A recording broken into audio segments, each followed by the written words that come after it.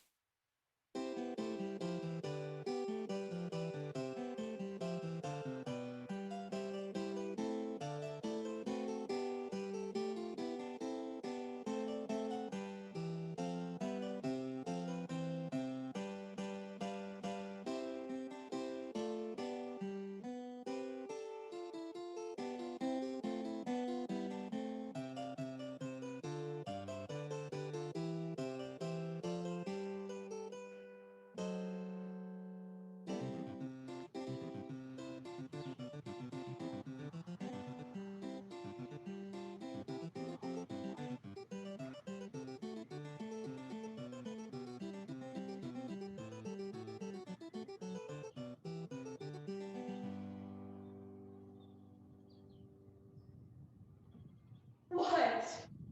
Thomas? Sure it is he. What? Thomas? Thomas! Hey, odds life, Mr. Fagg, my old fellow servant. I'm definitely not seeing my man. Why, my prince of charioteers, you look hardy. But who the dooms thought of seeing you in Bath? Sure, master, Madam Juliet, and several of the servants be all come. Indeed. Aye, master thought another fit of the gout was coming on, so he had a minded with the slip, and whip, we were all off at an hour's warning. Aye, hasty and everything. Sir Anthony Absolute. But tell us, Mr. Fagg, how does young master? Odd, Sir Anthony will stare to see the captain here. I do not serve Captain Absolute now. Why, sure. At present, I'm employed by Ensign Beverly. I doubt, Mr. Fagg, you have changed for the better. I have not changed, Thomas. No? Didn't you say you had left young master? No. Well, honest Thomas, I must puzzle you no further. Briefly then, Absolute and Ensign Beverly are one and the same person. The devil they are! So it is indeed, Thomas. And the ensign half of my master being on guard at present, the captain has nothing to do with me. So, what? This is some freak, I warrant. Do tell us, Mr. Fagg, the meaning of it. You'll be secret, Thomas? As a coach horse. Why, then the cause of all this is love. Love, Thomas, who's been a masquerader ever since the days of Jupiter. I guess there might be a lady in the case. But pray, why does your master pass only for ensign? Now, if he had sham general. Ah, Thomas, there lies the mystery. My master's in love with a lady of very singular taste.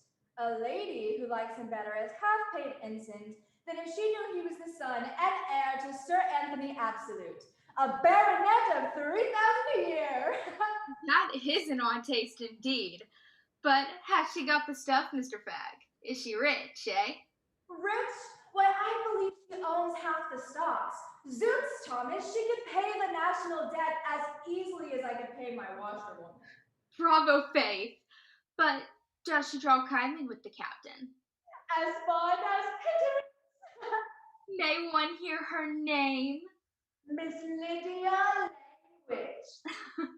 But there's this old tough aunt in the way, though by the by, she has never seen my master. For we got acquainted with Miss while on the visit to Gloucestershire. Well, I wish they were at once harnessed together in matrimony. But pray, Mr. Fagg, what kind of a place is this Bath? I have heard here's a great deal of merrymaking, eh? Yes, Thomas, yes. 'Tis a good lounge. Mr. Falkland's gentleman and I keep up a little in private parties. I'll introduce you, Thomas, and you'll like it much. Sure, I know him well, and you know his master, Mr. Falkland, is to marry Madame Julia. I have forgot. But Zooks, 'tis the captain. Is that the lady with him? No, that's Madame Lucy, Miss Lydia's maid. Odd. He's giving her money. Well, Mr. Fagg. Goodbye, Thomas. I have an appointment at Guide's Porch this evening at 8. Meet me there and we'll make a little party.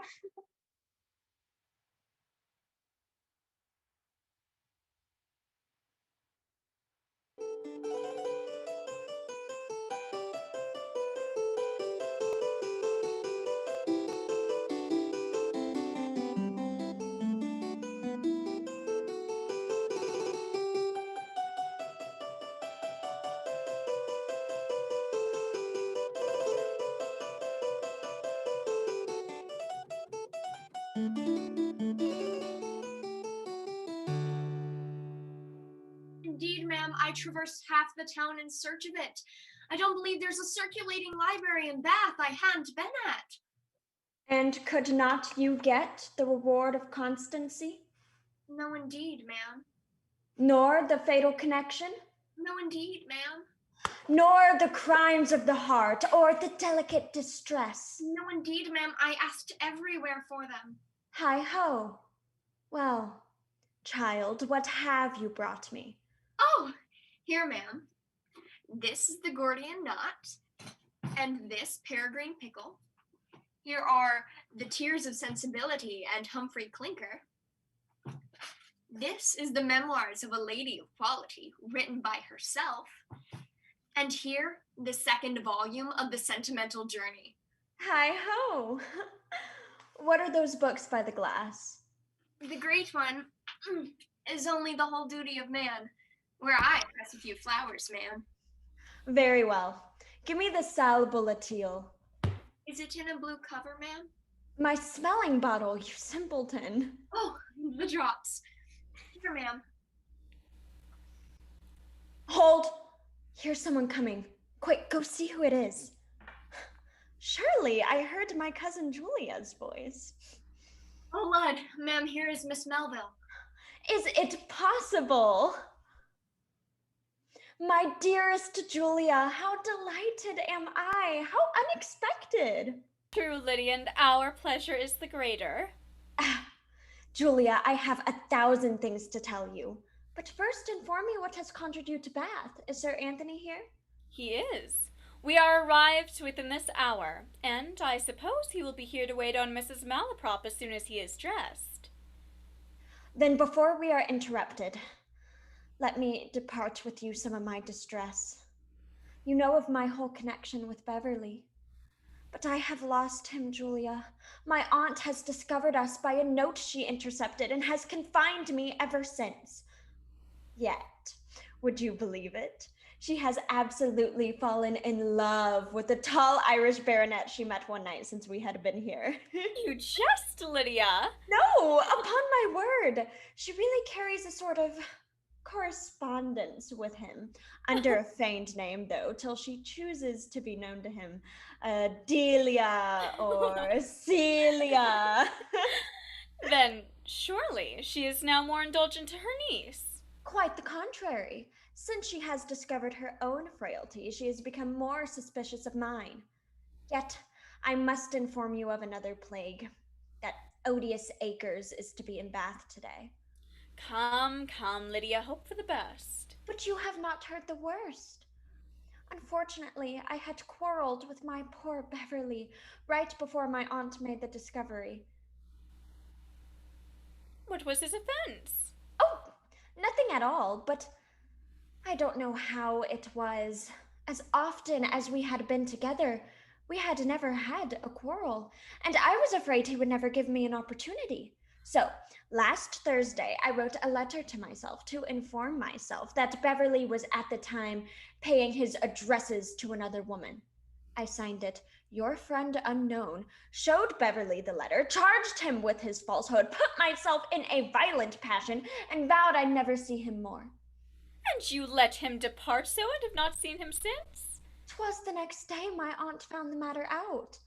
I only intended to tease him for 3 days and a half, and now I've lost him forever. If he is as deserving and sincere as you have represented him to me, he will never give you up so. Yet consider, Lydia. You tell me he is but an ensign, and you have 30,000 pounds. But you know I lose most of my fortune if I marry without my aunt's consent, till of age, which I have determined to do ever since I knew the penalty. Nor could I love a man who would wait a day for the alternative. Nay, this is caprice. What? Just Julia tax me with caprice? I thought her lover Falkland inured her to it. I do not love even his faults. But you have sent to him, I suppose? Not yet, nor has he the least idea of my being in Bath. Sir Anthony's resolution was so sudden I could not inform him of it.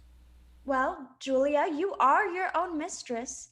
Yet, have you for this long year been a slave to the caprice, the whim, the jealousy of this ungrateful Falkland, who will ever delay assuming the right of a husband while you suffer him to be equally imperious as a lover?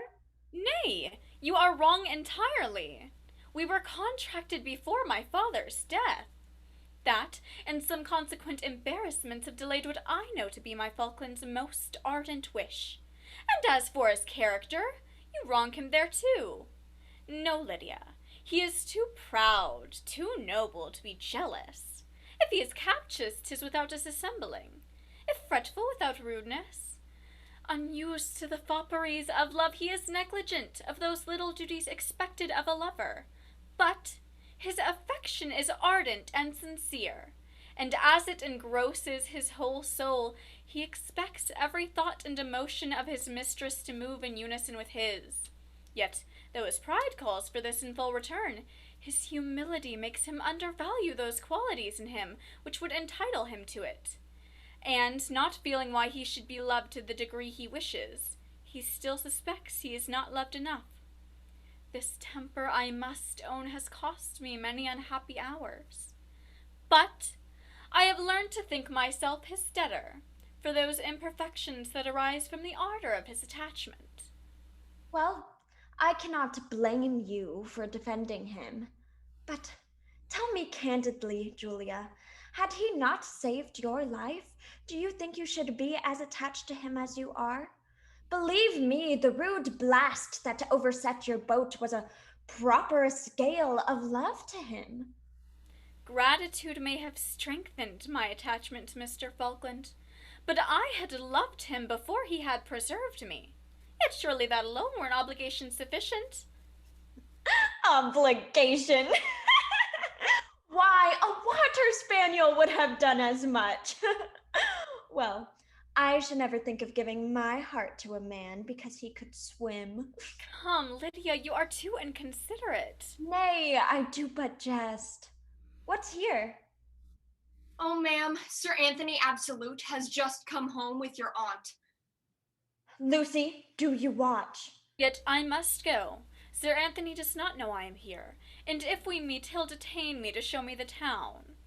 I'll take another opportunity of paying my respects to Mrs. Malaprop, when she shall treat me, as long as she chooses, with her select words so ingeniously misapplied without being mispronounced. Lord, ma'am, they are coming upstairs. Well, I'll not detain you, coz. Adieu, my dear Julia. I'm sure you are in haste to send to Falkland. There, through my room you'll find another staircase. Adieu. Here, my dear Lucy, hide these books. Quick, quick, fling Peregrine Pickle under the toilet. Throw Roderick Random into the closet. Put the innocent adultery into the whole duty of man. Thrust Lord Aimworth under the sofa. Cram Ovid behind the bolster. There, put the man of feeling into your pocket. So now lay Mr. Chapone in sight and leave Fortis's sermons open on the table. Now fling me Lord Chesterfield's letters. Now for 'em. There, Sir Anthony, there sits the deliberate simpleton who wants to disgrace her family and lavish herself on a fellow not worth a shilling. Madam, I thought you once You thought, miss? I don't know any business you have to think at all. Thought does not become a young woman. But the point we would request of you is that you will promise to forget this fellow, to illiterate him, I say, quite from your memory. Madam, our memories are independent of our wills. It is not so easy to forget. But I say it is, miss. There is nothing on earth so easy as to forget if a person chooses to set about it. I'm sure I have as much forgot your poor dear uncle as if he had never existed, and I thought it my duty to do so. And let me tell you, Lydia, these violent memories don't become a young woman. Why, sure she won't pretend to remember what she's ordered not. Aye, this comes of her reading. What crime, madam, have I committed to be treated thus? Now, don't attempt to extricate yourself from the matter. You know I have proof controvertible of it. But tell me, will you promise to do as you're bid? Will you take a husband of your friend's choosing? Madam, I must tell you plainly that had I no preferment for anyone else, the choice you would have made would be my aversion. What business have you, miss, with preference and aversion? They don't become a young woman, and you ought to know that it both always wear off. 'Tis safest in matrimony to begin with a little aversion. I'm sure I hated your poor dear uncle before marriage, as if he had been a Visigoth, and yet, miss, you are sensible what a wife I made. And when it pleased heaven to release me from him, 'tis unknown what tears I shed. But suppose we were going to give you another choice. Will you promise us to give up this Beverly? Madam, if I could belie my thoughts as far as to give that promise, my actions would certainly as far belie my words. Take yourself to your room. You are fit company for nothing but your own ill humors. Willingly, ma'am. I cannot change for the worse. There is a little intricate hussy for you. It is not to be wondered at, ma'am. All of this is the natural consequence of teaching girls to read. Had I 1,000 daughters, by heaven, I'd have sooner have them taught witchcraft as their alphabet. Nay, nay, Sir Anthony, you are an absolute misanthropy. In my way hither, Mrs. Malaprop, I observed your niece's maid coming forth from a circulating library. She had a book in each hand, and from that moment I guessed how full of duty I should see her mistress. Those are vile places indeed. Yes, madam, a circulating library in a town is as an evergreen tree of diabolical knowledge. It blossoms through the year, and depend on it, Mrs. Malaprop, that they who are so fond of handling the leaves will long for the fruit at last. Fie, fie, Sir Anthony. You surely speak laconically. Why, Mrs. Malaprop, in moderation now, what would you have a woman know? Observe me, Sir Anthony. I would by no means wish a daughter of mine to be a progeny of learning. I don't think so much learning becomes a young woman. For instance, I would never let her meddle with Greek or Hebrew or algebra or simony or fluxions or paradoxes or such inflammatory branches of learning. Neither would it be necessary for her to handle any of your mathematical, astronomical, diabolical instruments. But, Sir Anthony, I would send her at 9 years old to a boarding school in order to learn a little ingenuity and artifice. Then, sir, she should have a supercilious knowledge of accounts.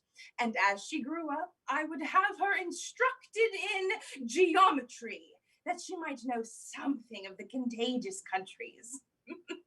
But above all, Sir Anthony, she should be mistress of orthodoxy, that she might not misspell and mispronounce words so shamefully as girls usually do, and likewise that she might reprehend the true meaning of what she is saying. This, Sir Anthony, is what I would have a woman know, and I don't think there is a superstitious article in it. Well, well, Mrs. Malaprop, I will dispute the point no further with you. Though, I really must confess, you are a truly moderate and polite arguer, for almost every third word you say is on my side of the question. But on to the more important point in debate. You say you have no objection to my proposal? Oh, none, I assure you. I am under no positive engagement with Mr. Akers, and as Lydia is so obstinate against him, perhaps your son may have better success. Well, I will write for the boy directly. He knows not a syllable of this yet, though I have for some time had the proposal in my mind. He is at present with his regiment. We have never seen your son, Sir Anthony, but I hope there will be of no objection on his side. Objection? Oh, let him object if he dares, Mrs. Malaprop. No, no. Jack knows that the least demur puts me in a frenzy directly. My process was always very simple. In his younger days, 'twas, Jack, do this. And if he demurred, I knocked him down. And if he grumbled at that, I always sent him out of the room. Aye, and the properest way on my conscience. Nothing is so consolating to young people as severity. Well, Sir Anthony, I shall give Mr. Akers his discharge and prepare Lydia to receive your son's invocations. And I hope you will represent her to the captain as an object not altogether illegible. Madam, I will handle the subject prudently. Now I must leave you, and let me beg you, Mrs. Malaprop, to enforce this matter roundly to the girl. Take my advice. If she rejects this proposal, clap her under lock and key. And if you were just to let the servants forget to bring her dinner for 3 or 4 days, you can't conceive how she'd come about. Well, at any rate, I shall be glad to get her from under my intuition. She has somehow discovered my partiality for Sir Lucius O'Trigger. Sure, Lucy can't have betrayed me. No, the girl is such a simpleton. Lucy! Lucy! Did you call, ma'am? Yes, girl.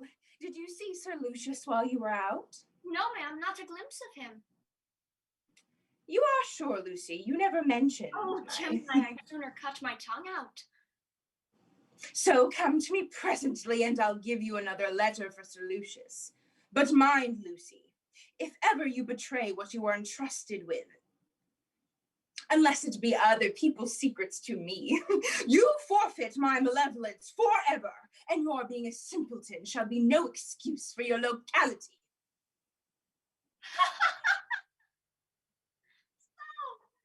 My dear Simplicity, let me give you a little respite.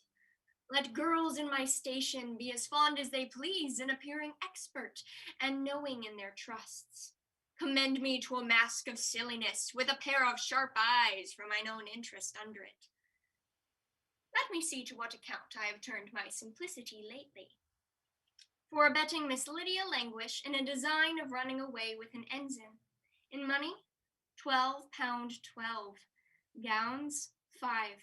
Hats, ruffles, caps, etc., etc., numberless. From the said ensign within the last month, 6 guineas and a half, about a quarter's pay. Item from Mrs. Malaprop for betraying the young people to her, when I found matters were likely to be discovered. 2 guineas and a black gown. Item from Mr. Akers for carrying diverse letters which I never delivered. 2 guineas and a pair of buckles. Item from Sir Lucius O'Trigger. 3 crowns, 2 gold pocket pieces, and a silver snuff box. Well done, Simplicity! Yet I was forced to make my Hibernian believe that he was corresponding not with the aunt, but with the niece.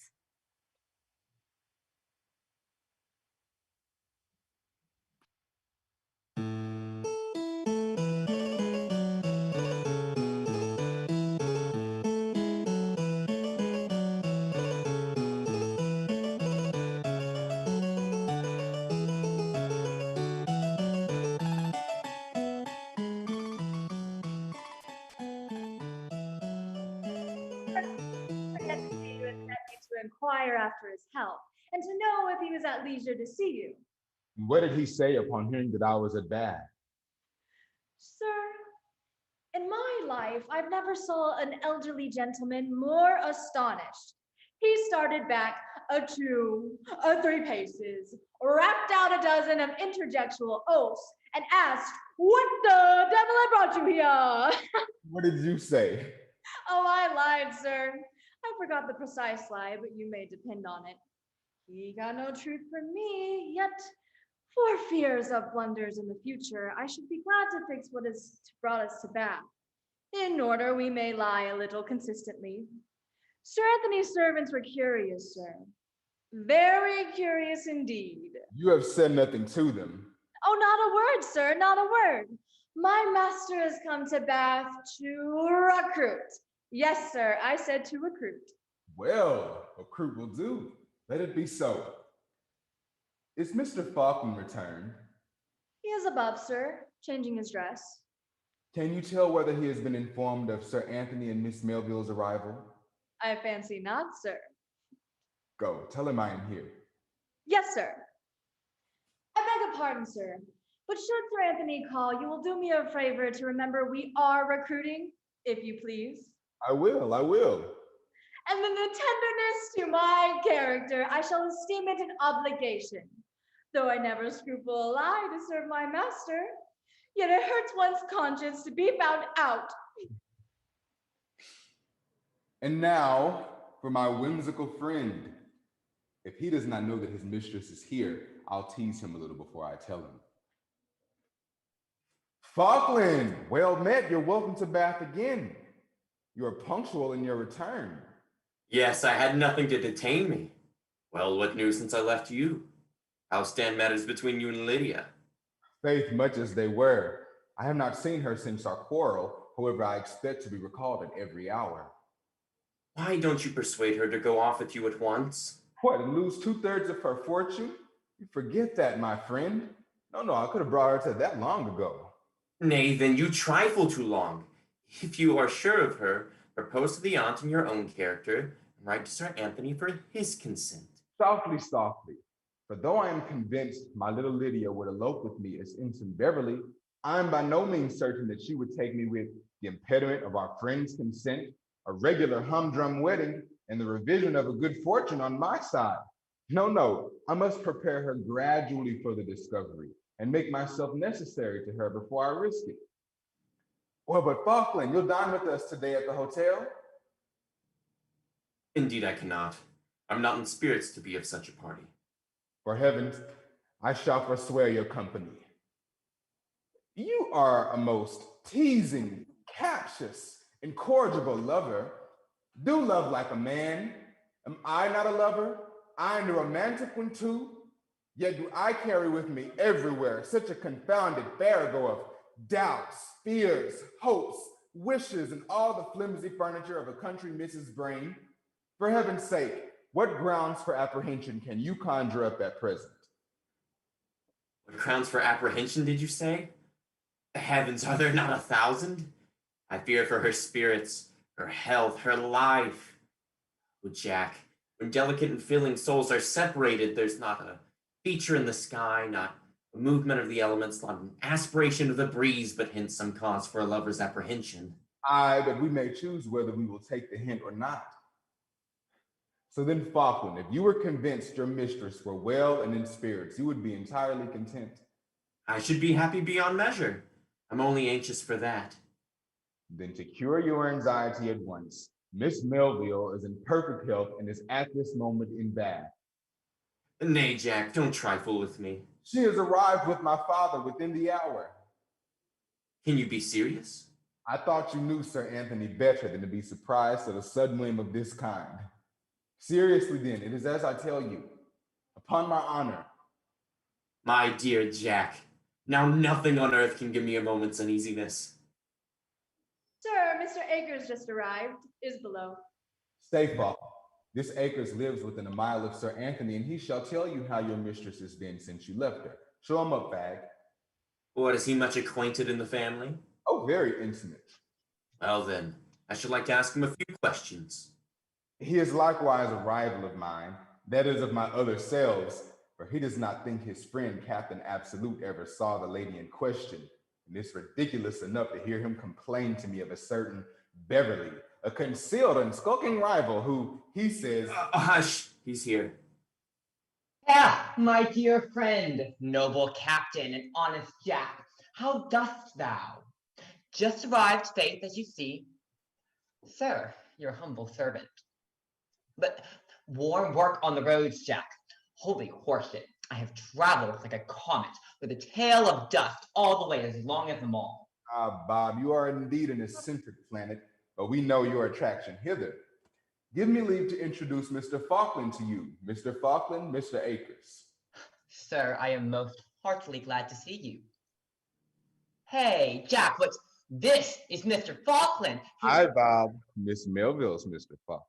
Aha, she and your father can be but just arrived before me. I suppose you have seen them. Ah, Mr. Falkland, you are indeed a happy man. I have not seen Miss Melville yet, sir. I hope she enjoyed full health and spirits in Devonshire. Oh, never knew her better in my life, sir. Never better. Holy blushes and blooms, she has been as healthy as the steam bath at a spa. Indeed. I did hear she had been a little indisposed. Oh, false, false, sir. Only said to vex you. Quite the reverse, I assure you. There, Jack. You see, she has the advantage of me. I had almost fretted myself ill. What, now you are angry at your mistress for not having been sick? No, you misunderstand me. Yet surely a little trifling indisposition is not an unnatural consequence of absence from those we love. Now confess, isn't there something unkind in this violent, robust, unfeeling health? Oh, it was very unkind of her to be well in your absence, to be sure. Well, but, sir, you were saying Miss Melville has been so exceedingly well. But then she has been merry and gay, I suppose? Always in spirits, eh? Oh, she has been the belle and spirit of the company, wherever she has been. So lively and entertaining, so full of wit and humor. There, Jack, there. Oh, by my soul. What, happy and die away? Done. How foolish this is. Just now you were only apprehensive for your mistress's spirits. Why, Jack, have I been the joy and spirit of the company? Indeed, you have not. Have I been lively and entertaining? On my word, I acquit you. Have I been full of wit and humor? No. Faith, to do you justice, you have been confoundedly stupid indeed. What's the matter with the gentleman? He is only expressing his great satisfaction at hearing that Julia has been so well and happy, that's all. Hey, Falkland. Oh, yes, I am rejoiced to hear it. Yes, she has a happy disposition. Oh, that she has indeed. Then she is so accomplished, so sweet a voice, so expert at her harpsichord, such a mistress of flat and sharp, squillante, flamblante, quivolante. What say you to this? You see, she's all mirth and song, not a thought of me. Man, is not music the food of love? Well, it may be so. Pray, Mr.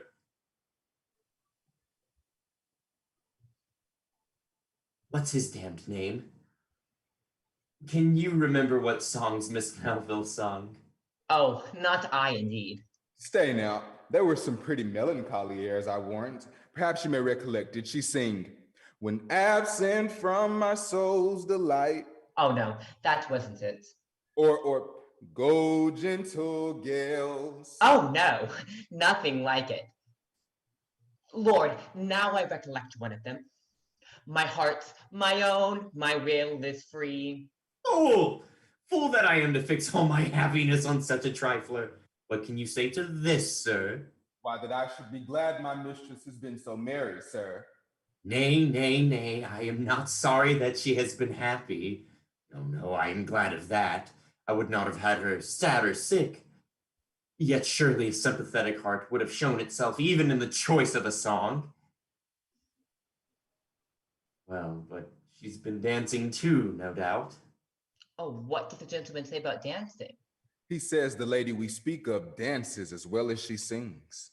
Aye, truly. Hell, the devil! There. I told you so. She thrives in my absence, dancing. For heaven's sake, Falkland, suppose she has danced. Does not the ceremony of society often oblige that... Well, I'll contain myself. Perhaps, as you say, for form's sake. What then, Mr. Akers? You are praising Miss Melville's manner of dancing a minuet, eh? Oh, I dare applaud her for that. But what I was going to speak of was her country dancing. Oh, she has such an air with her, so quick, so lively. Country dances? A minuet I could have forgiven, but country dances? Oh, Jack, there never can be but one man in the world with whom a truly modest and delicate woman ought to pair with in a country dance. And even then, the rest of the couple should be her great uncles and aunts. Aye, to be sure, grandfathers and grandmothers. I must leave you. I own I am somewhat flurried, and that confounded Luby has perceived it. Nay, but stay, Falkland, and thank Mr. Akers for his good news. Damn his news! Poor Falkland, 5 minutes hence. Nothing on earth could give him a moment's uneasiness. The gentleman wasn't angry at my praising his mistress, was he? A little jealous, I believe, Bob. You don't say so. Jealous of me? That's a good joke. Well, there's nothing strange in that, Bob. Let me tell you, that sprightly grace and insinuating manner of yours would do some mischief among the girls here. You joke. Mischief. But you know, I am not my own property. My dear Lydia has forestalled me. She never could abide me in the country because I used to dress so badly. But holy ruff and cuffs, I will make my old clothes know who's master. I shall straightway cashier the hunting frock and render my leather breeches incapable. My hair has been in training quite some time. Indeed. Aye, and the side bits are a little restive. My hind part takes it very kindly. You're polished, I doubt not. Absolutely. I propose so. Then, if I can find out this ensign Beverly, holy triggers and flints. Spoke like a man. Your father is below and desires to see you. You puppy, why didn't you show him up directly? Well, I must be gone. You have business with Sir Anthony, and I expect a message from Mrs. Malaprop at my lodgings. I have sent also to my dear friend, Sir Lucius O'Trigger. Well, adieu, Jack. We must meet at night when you shall give me a dozen bumpers to little Lydia. That I will, Bob, with all my heart. And now for a parental lecture. I hope he has heard nothing of the business that has brought me here. I wish the gout had held him fast in Devonshire with all my soul. Sir, I am delighted to see you here, looking so well.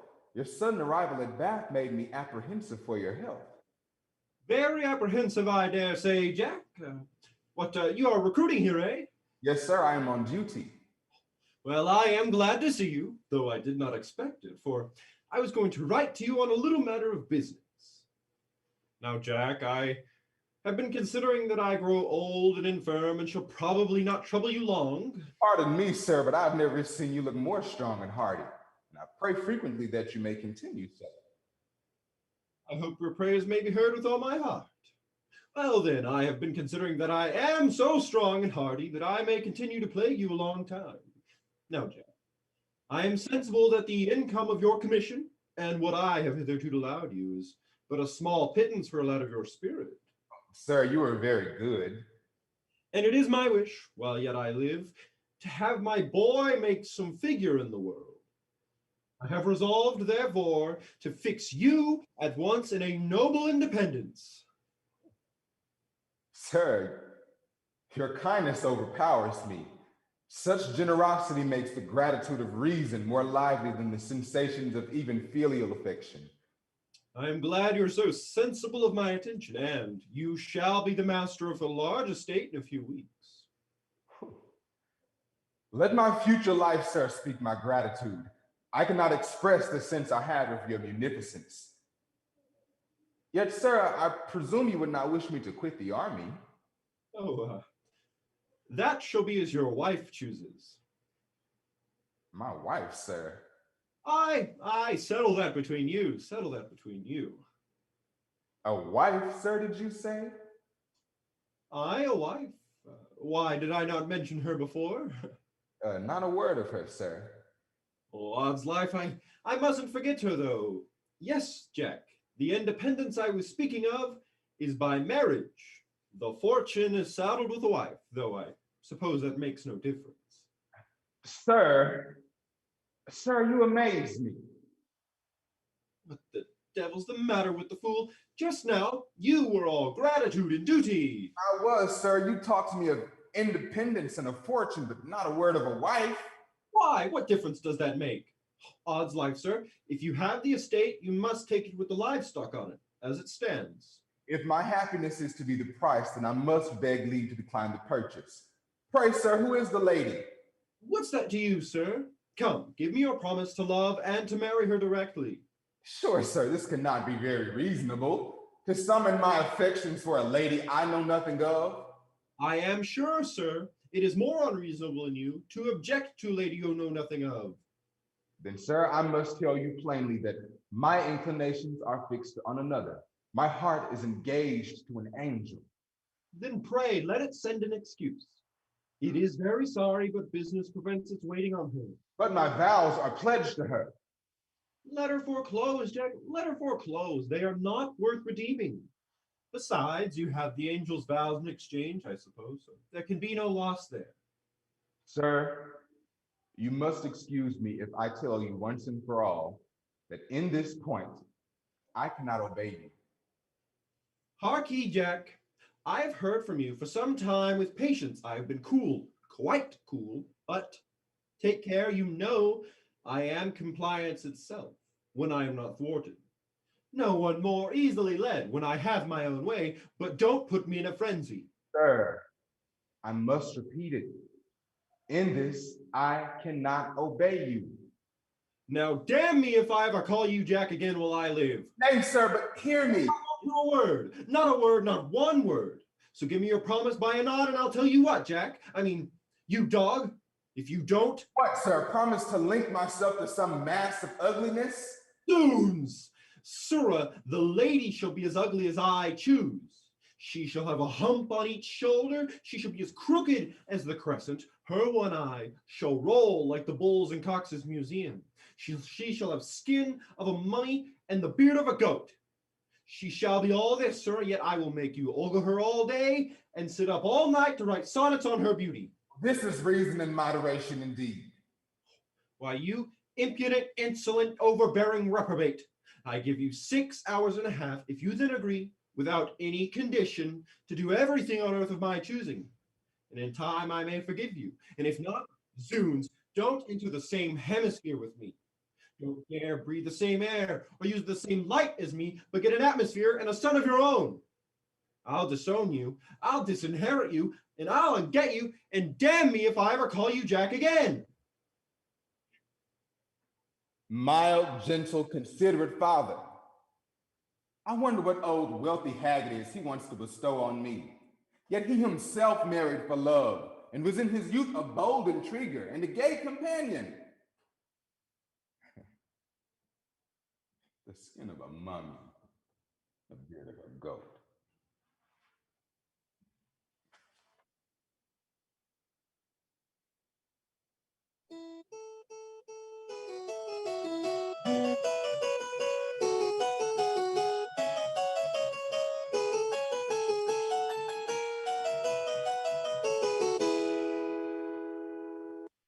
So, I shall have another rival to add to my mistress's list. Captain Absolute. However, I shall not enter his name until my purse has received notice. Poor Acres is dismissed. Well, I have done him a last friendly office in letting him know that Beverly was here before him. Sir Lucius is generally more punctual when he expects to hear from his dear Delia, as he calls her. I wonder why he's not here. I have a little scruple of conscience from this deceit, though I should not be paid so well if my hero knew that Delia was near 50 and her own mistress. My little ambassadress, I've been looking for you. Have you got something for me? Yes, I have. I've got a letter for you in my pocket. Oh, Faith, I guess you weren't coming empty-handed. Well, let me see what the dear creature says. There, Sir Lucius.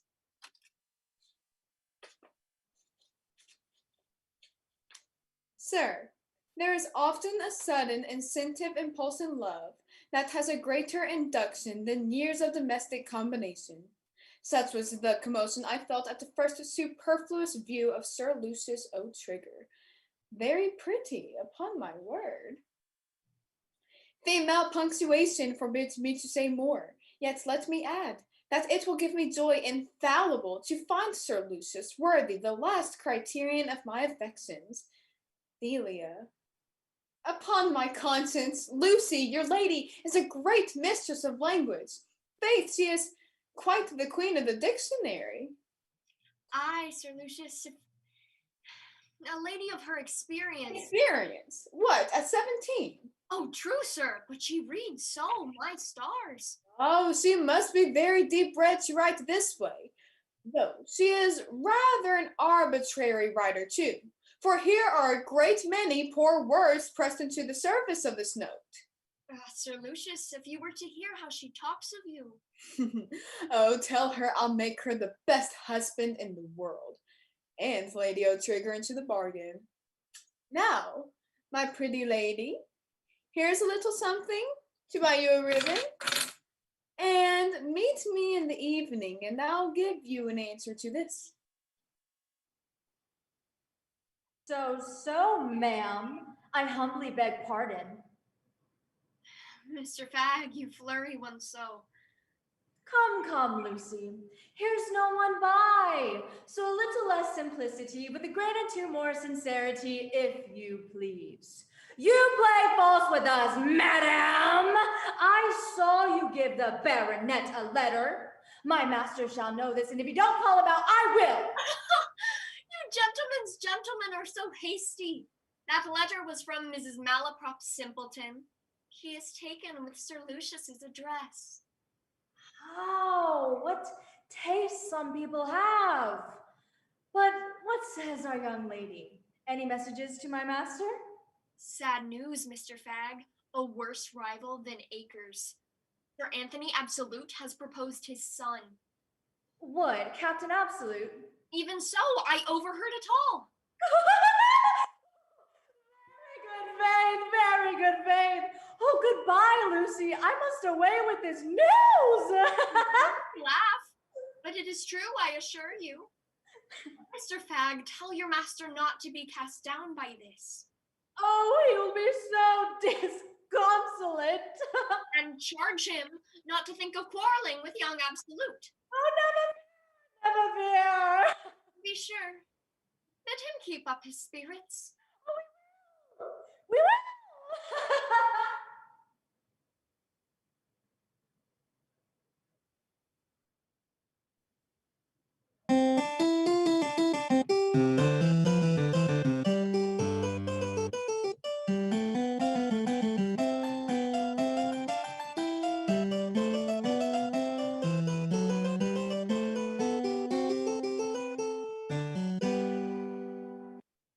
Tis just as Fag told me indeed.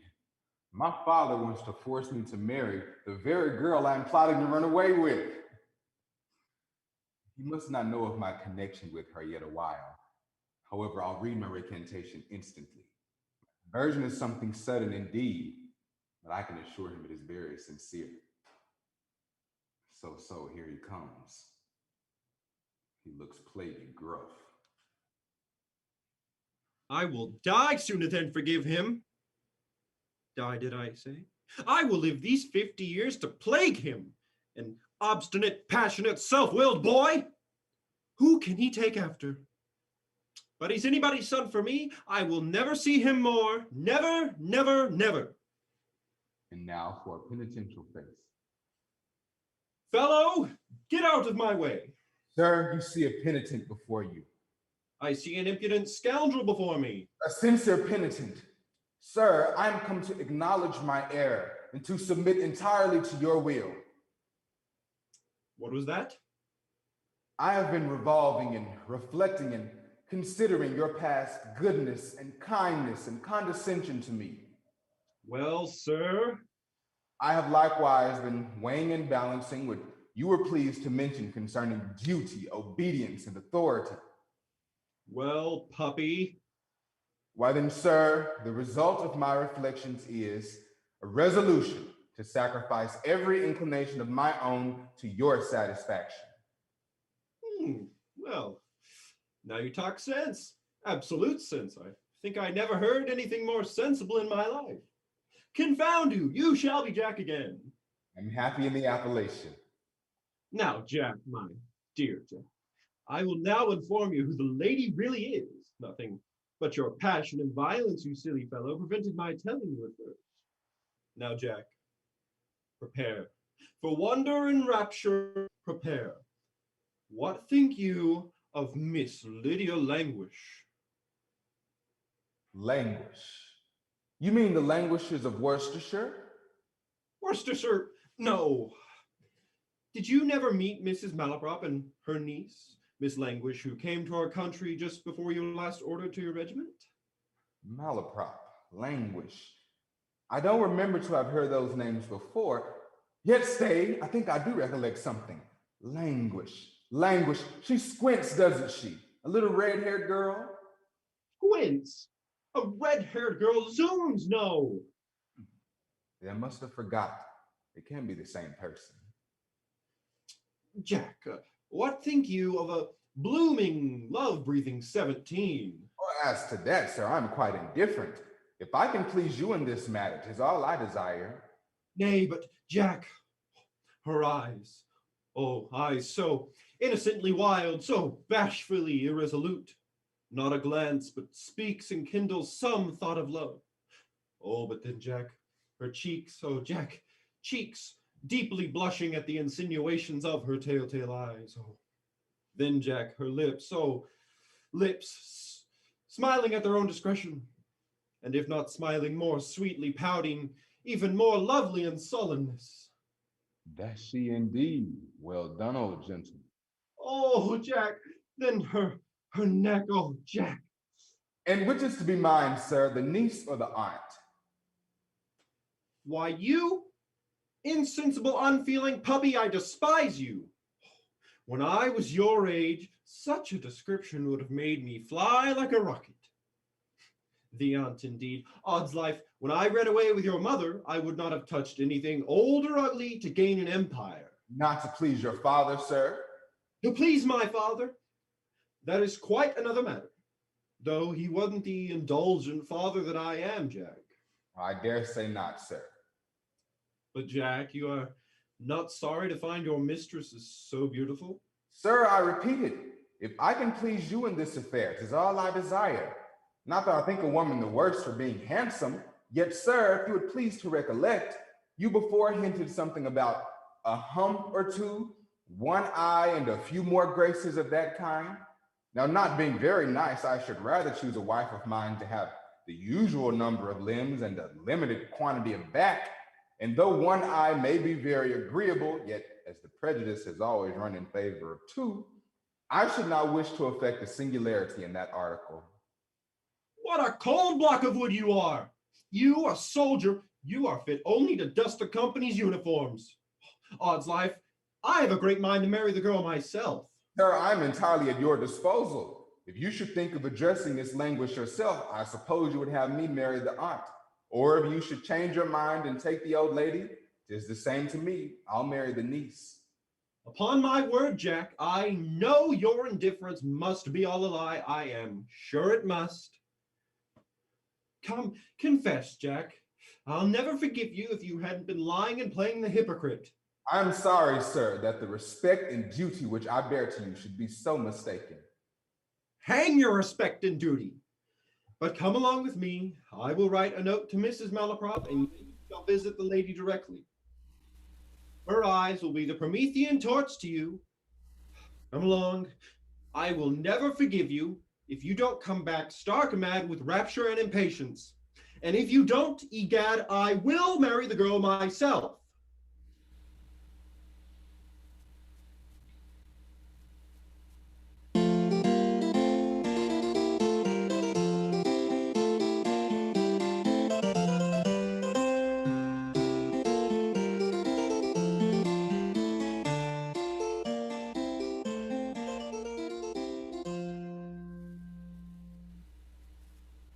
They told me Julia would return directly. How mean does this captious, unsatisfied temper of mine appear to be my cooler judgment?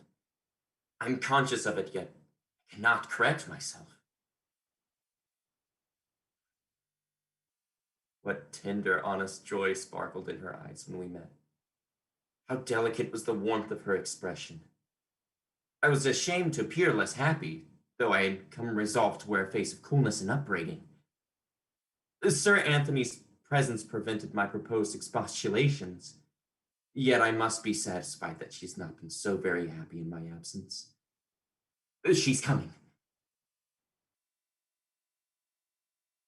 I had not hoped to see you again so soon. Could I, Julia, be contented with my first welcome, restrained as we were by the presence of a third person? Oh, Falkland, when your kindness can make me thus happy, let me not think that I've discovered something of coldness in your first salutation. 'Twas but your fancy, Julia. I was rejoiced to see you in such health. Sure I had no cause for coldness? Nay. Then I see you have taken something ill. You must not conceal from me what it is. Well then, shall I own to you that my joy at hearing of your health and arrival here by your neighbor Acres was somewhat damped by his dwelling much on the high spirits you enjoyed in Devonshire? On your mirth, your singing, dancing, and I know not what? I never can be happy in your absence. If I wear a countenance of content, it is to show that my mind holds no doubt of my Falkland's truth. I have often dressed sorrow in smiles, lest my friend should guess whose unkindness had caused my tears. You are ever all goodness to me. Oh, I am a brute, but when I admit a doubt of your true constancy. If ever you find my affections fearing but a point, may I become a proverbial scoff for levity and base ingratitude. Ah! Julia, the last word is grating to me. I would I had no title to your gratitude. Search your heart, Julia. Perhaps what you've mistaken for love is but the warm effusion of a too thankful heart. I see you are determined to be unkind. The contract which my poor father bound us in gives you more than a lover's privilege. Again, Julia, you raise ideas that feed and justify my doubts. Perhaps your high respect alone for this solemn compact has fettered your inclination, which else had made a worthier choice. Then try me now. Let us be as free as strangers as to what is past. My heart will not feel more liberty. There now, so hasty, Julia, so anxious to be free. If your love for me were fixed and ardent, you would not lose your hold even though I had wished it. Oh, you torture me to the heart. I cannot bear it. I have given you no cause for this. Stay, Julia. Stay but for a moment. I hear her sobbing. Death! What a brute am I to use her thus? After so long an absence to quarrel with her tenderness. 'Twas barbarous and unmanly. I should be ashamed to see her now. I'll wait until her just resentment is abated, and when I distress her so again, may I lose her forever, and curse my folly half the day and all the night.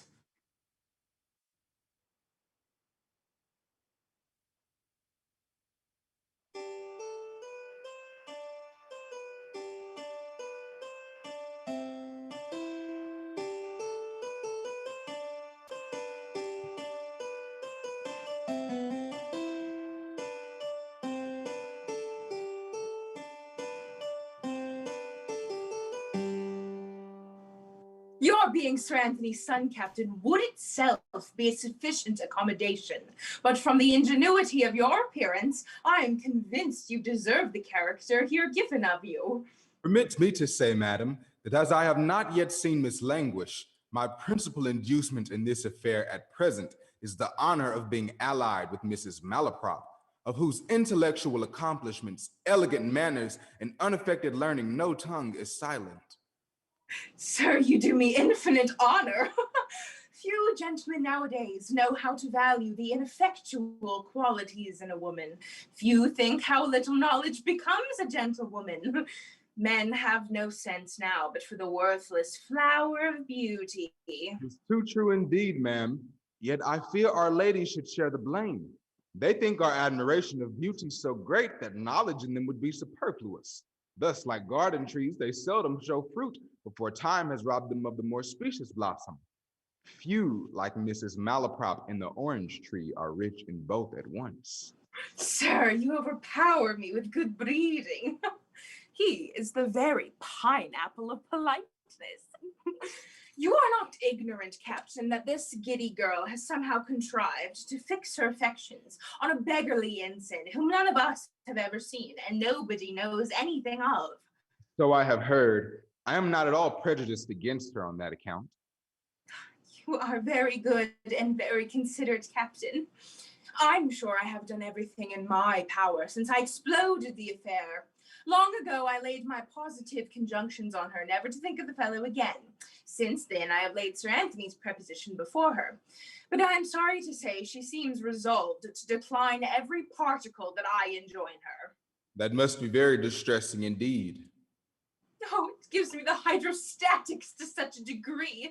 I thought she had persisted from corresponding with him. But behold, this very day, I have interceded another letter from the fellow. I believe I have it in my pocket. Oh, the devil. My last note. Little traitorous Lucy. There. Perhaps you may know the writing. I think I have seen the hand before, yes. Nay, but read it, Captain. My soul's idol, my adored Lydia. Very tender indeed. Tender, aye, and profane too, on my conscience. I am excessively alarmed at the intelligence you send me. The more so as my new rival has you, sir. Has universally the character of being an accomplished gentleman and a man of honor. Well, that's handsome enough. But go on, sir. As for the old weather-beaten she-dragon who guards you, well, who can he mean by that? Me, sir. Me. He means me. There, what do you think now? But go on a little further. Impudent scoundrel. It shall go hard, but I will elude her vigilance, as I am told that the same ridiculous vanity which makes her dress up her coarse features and deck her dull chat with hard words which she doesn't understand. There, sir, an attack upon my language. What do you think of that? An aspiration upon my parts of speech. Was ever such a brute? Sure, if I reprehend anything in this world, it is the use of my oracular tongue and a nice derangement of epitaphs. Why, he deserves to be hanged and quartered. Let me see. Same ridiculous vanity. You need not read it against her. I beg your pardon, ma'am. Does also lay her open to the grossest deceptions from flattery and pretended admiration, impudent coxcomb, so that I have a scheme to see you shortly with the old Harridan's consent, and even to make her a go-between in our interview. Was ever such assurance? Did you ever hear anything like it? He'll elude my vigilance, will he? We'll try who can plot best. So we will, ma'am. So we will. But pray, could I not see the lady for a few minutes now? I should like to try her temper a little. Why, I don't know. I doubt she's prepared for a visit of this kind. There is a decorum in these matters. Oh, Lord, she won't mind me. Only tell her that Beverly had come. Sir! Gently, good tongue. What did you say of Beverly? Oh, I was only going to propose that you should tell her by way of jest that it was Beverly who was below. She'd come down fast enough then. 'Twould be a trick she well deserves. Lydia, come down here. Come down, I say, Lydia. Oh, the little hussy won't hear. Well, I'll go and tell her at once who it is. She shall know that Captain Absolute has come to wait on her, and I'll make her behave as becomes a young woman. As you please, ma'am. For the present, Captain, your servant. You've not done laughing yet, I see. Elude my vigilance. Yes, yes. One would think now that I might throw off all disguise and seize my prize with security. But such is Lydia's caprice that to undeceive her were probably to lose her. I'll see whether she knows me. What a scene am I now to go through? There stands the hated rival, an officer too. But oh, how unlike my Beverly.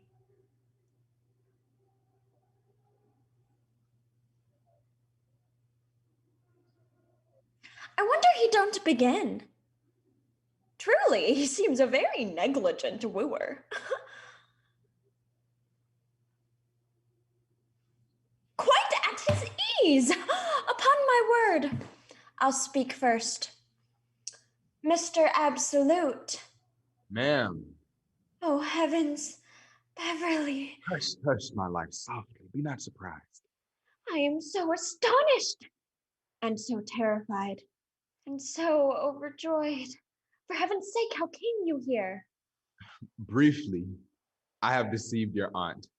I was informed that my new rival was to visit here this evening, and contriving to have him kept away, have passed myself on her as Captain Absolute. Oh, charming. And she really takes you for young Absolute. Oh, she's convinced of it. I can't forbear laughing to think how her sagacity is overreached. But we trifle with our precious moments. Such another opportunity may never occur. Then let me now conjure my kind, my condescending angel to fix the time when I may rescue you from undeserving persecution and with a licensed warmth plead for my reward.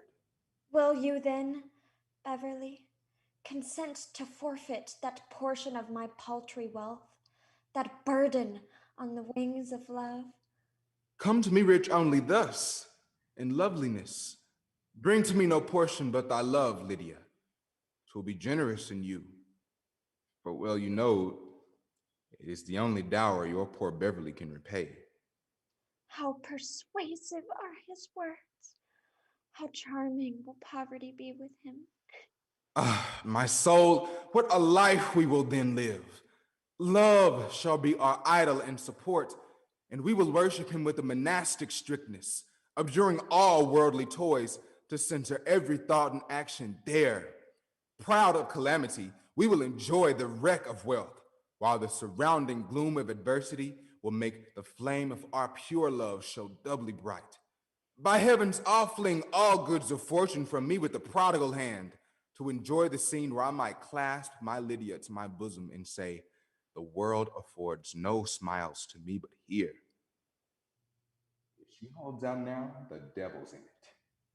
Now I could fly with him to the Antipodes. So pensive, Lydia. No, Then thy warmth abated. no, nor ever can while I have life. Think not the idle threats of my ridiculous aunt could ever hold any weight with me. Let her choice be captain absolute, but Beverly is mine. I'm astonished at her assurance to his face. Thus, then let me enforce my suit. Oh, poor young man entreating for pity. I can contain no longer. Why, thou vixen, I have overheard you. I'll confound her vigilance. Captain Absolute, I know not how to apologize for her shocking rudeness. So all safe, I find. I have hopes, Mrs. Malaprop, that time will bring the young lady to feel... Oh, there's nothing to be hoped for from her. She's as headstrong as an allegory on the banks of Nile. Nay, madam, what do you charge me with now? Why, thou unblushing rebel! Didn't you tell this gentleman to his face that you loved another better? Didn't you say you never would be his? No, madam, I did not. Good heavens, what assurance! Lydia, Lydia, you ought to know that lying doesn't become a young woman. Didn't you boast that Beverly, that beggar Beverly, possessed your heart? 'Tis true, ma'am, and none but Beverly possesses... Hold assurance! You shall not be so rude. Nay, Mrs. Malaprop, don't stop the young lady's speech. She is very welcome to talk thus. It does not hurt me in the least, I assure you. You are too good, Captain, too amiably patient. But come with me, miss. Let us see you again soon, Captain. Remember what we have fixed. I shall, ma'am. Come, take a graceful leave of the gentlemen. May every blessing wait upon my Beverly, my loved Beverly. I say I'll choke the word in your throat. Come along, come along.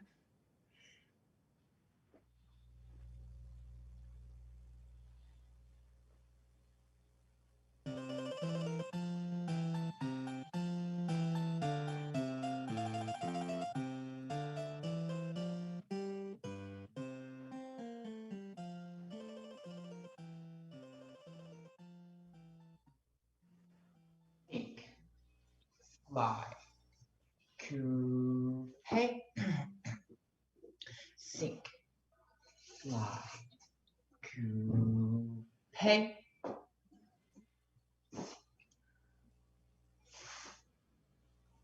Here's Sir Lucius O'Trigger to wait on you, sir. Show him in.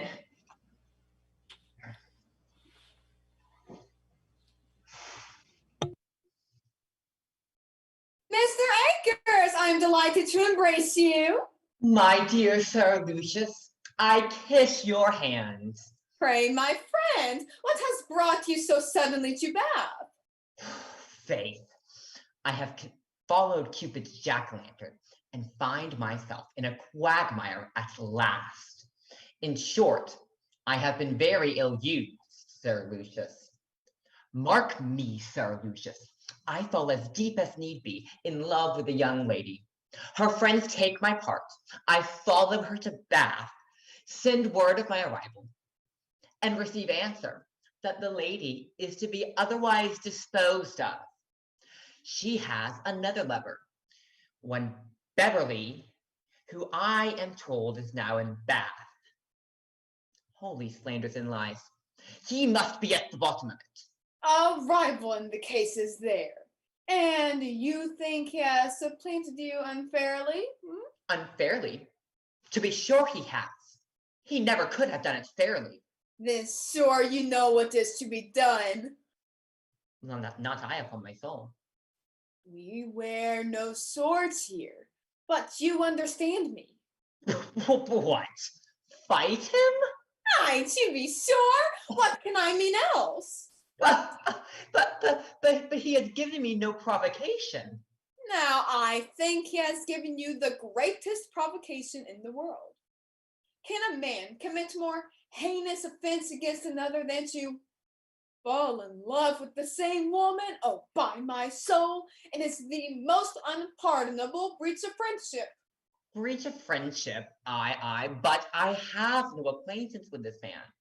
I never saw him in my life. That's no argument at all. He has the less right than to take such a liberty. Gad, that's true. I grow full of anger, Sir Lucius. I fire apace. Holy Hilton blades, I find a man may have a great deal of valor in him and not know it. But couldn't I contrive to have a little right on my side? What the devil signifies right when your honor is concerned? Did Achilles or my little Alexander the Great ever inquire where the right lay? No. By my soul, they drew their broadswords and left the lazy sons of peace to settle the justice of it. Your words of a grenadier's march to my heart, Sir Lucius. I believe courage must be catching. I certainly do feel a kind of valor rising, as it were, a kind of courage, as I may say. Holy flints, pans, and triggers.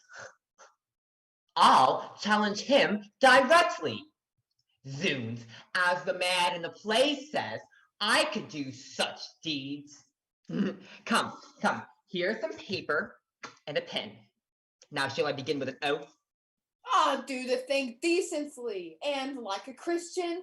Begin now, sir. Oh, that's too civil by half. To prevent any confusion that might arise. Well? From our both addressing the same lady. There's a reason. I shall expect the honor of your company. Zoons, I'm not asking him to dinner. Settle our pretensions. Let me see. Kingsmead Fields will do. In Kingsmead Fields. Kingsmead Fields. So that's done. Well, I'll fold it up presently. My own crest, a hand, and dagger shall be the seal. You see now, this little note will put a stop at once to any confusion or misunderstanding that might arise between you. Aye. We fight to prevent any misunderstanding. I'll leave you to fix your own time, so I shall see nothing of you, unless it be by letter, till the evening. I would do myself the honor to carry your message, but to tell you a secret, I believe I have just such another affair on my own hands. There's a gay captain here who has put a jest on me lately, at the expense of my country, and I only want to fall in with the gentlemen to call him out. By my valor, I should like to see you fight first. Odds life. I should like to see you kill him, if it was only to get a little lesser. I shall be very proud of instructing you, for the present. But remember now, when you meet your antagonist, do everything in a mild and agreeable manner. Let your courage be as keen, but at the same time as polished as your sword.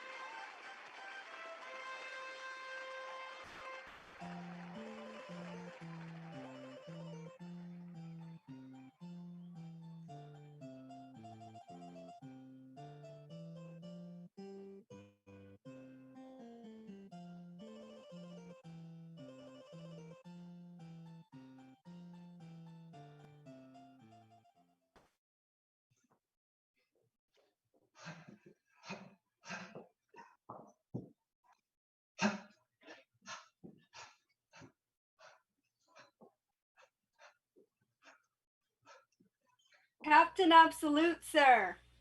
Show him up.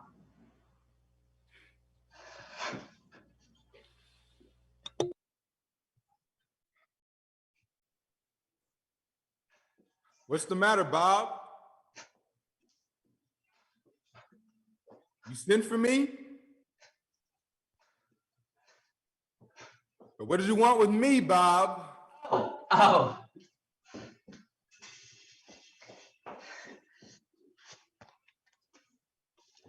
There. To Ensign Beverly. So what's afoot now? Well, what's this? A challenge. Indeed. Why, you won't fight him, will you, Bob? Gad, but I will, Jack. Sir Lucius has brought me to it. He has left me full of rage, and I'll fight this evening that so much good passion mayn't be wasted. But what have I to do with this? Why, as I think you know something of this fellow, I want you to find him out for me, and to give him this mortal defiance. Well, give it to me, and trust me, he gets it. Thank you, my dear Jack, my dear friend, but it is giving you a great deal of trouble, isn't it? Oh, not in the least. No trouble in the world, I assure you. You are very kind. What it is to have a friend. You couldn't be my second, could you, Jack? No, Bob, not in this affair. It would not be quite so proper. Well, then I must get my friend Sir Lucius. But I shall have your good wishes, however, Jack. Whenever he meets you, believe me. Well, my little hero, success attends you. Stay, Jack. If Beverly should ask you what kind of a man your friend Akers is, do tell him I am a devil of a fellow, will you, Jack? To be sure I shall. I'll say you are a most determined dog. Hey, Bob? Ah, do. And if that frightens him, egad, perhaps he mayn't come. So tell him I generally kill a man a week. Will you, Jack? I will. I'll say you are caught in the country fighting Bob. Ah, right. 'Tis all to prevent mischief, for I don't want to take his life if I clear my honor. No? Well, that's very kind of you. Why, you don't wish me to kill him, do you, Jack? No, upon my soul, I do not. But a devil of a fellow, hey? Ah, true. But stay. You may add that you never saw me in such a rage before. A most devouring rage. I will. Remember, Jack, a determined dog. Aye, fighting Bob.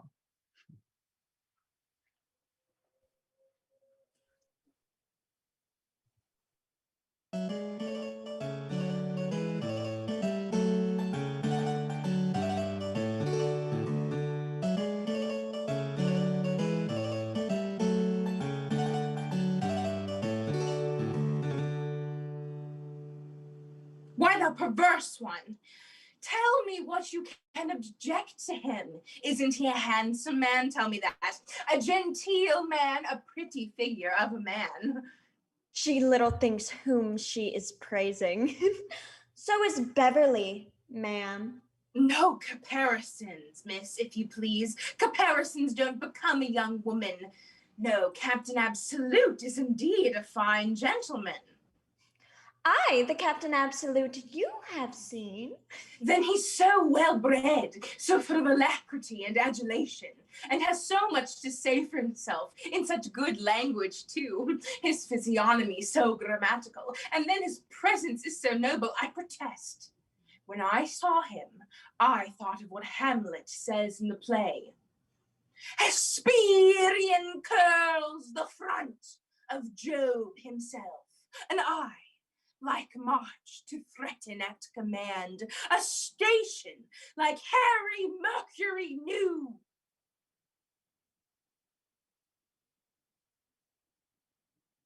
Something about kissing on a hill. However, the similitude struck me directly. How enraged will she be presently when she discovers her mistake? Sir Anthony and Captain Absolute are below, ma'am. Show them up here. Now, Lydia, I insist on your behaving as becomes a young woman. Show your good breeding at least, though you have forgot your duty. Madam, I have already told you my resolution. I shall not only give him no encouragement, but I won't even speak to or look at him. Here we are, Mrs. Malaprop, come to mitigate the frowns of unrelenting beauty. And difficulty enough I had to bring this fellow. I don't know what's the matter, but if I had not held him by force, he'd have given me the slip. You have infinite trouble, Sir Anthony, in the affair. I'm ashamed for the cause. Lydia, rise, I beseech you. Pay your respects. I do hope the lady has reflected on the worth of this gentleman and the regard due to her aunt's choice and my alliance. Now, Jack, speak to her. Now, what shall I do? You see, sir, she won't even look at me whilst you are here. I knew she wouldn't. I told you so. Let me entreat you to leave us together. I wonder I hadn't heard my aunt exclaim yet. Sure, she can't have looked at him. Perhaps the uniforms are alike, and she is something blind. I say, sir, I won't stir a foot yet. I'm sorry to say, Sir Anthony, that my influence over my niece is very small.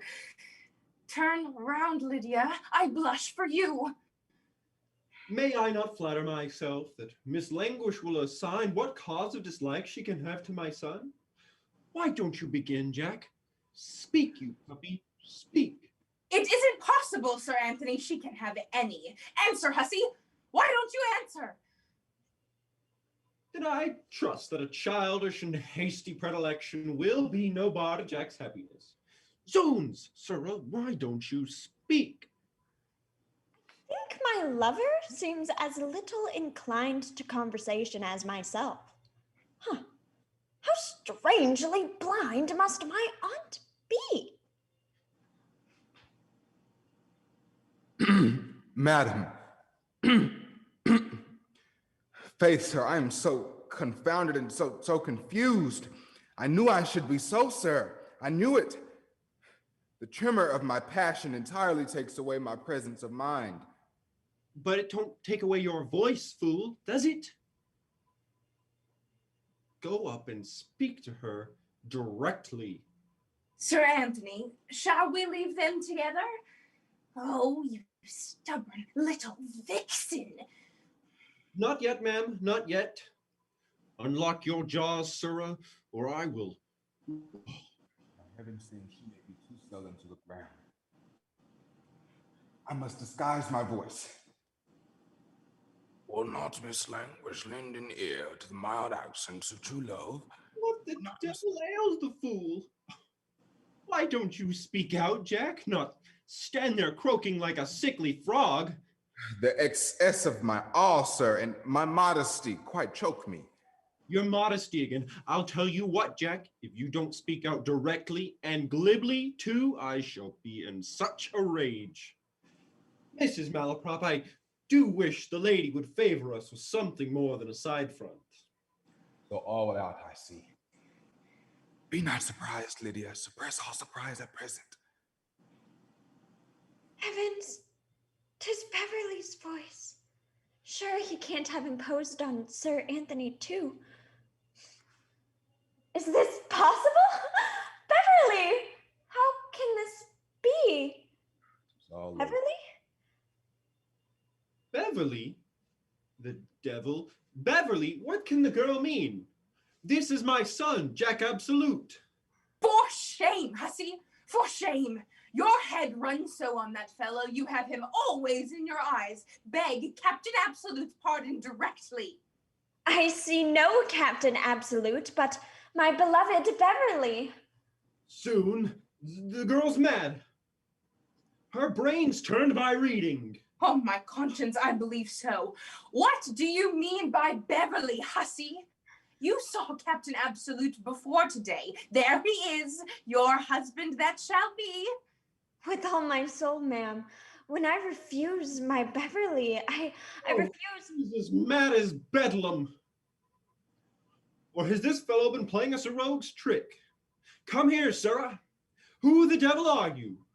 I'm not quite clear myself, sir. However, I'll endeavor to recollect. Answer for your mother, you dog, if you won't for me. Aye, sir, who are you? Oh, mercy, I begin to suspect. You powers of impudence befriend me.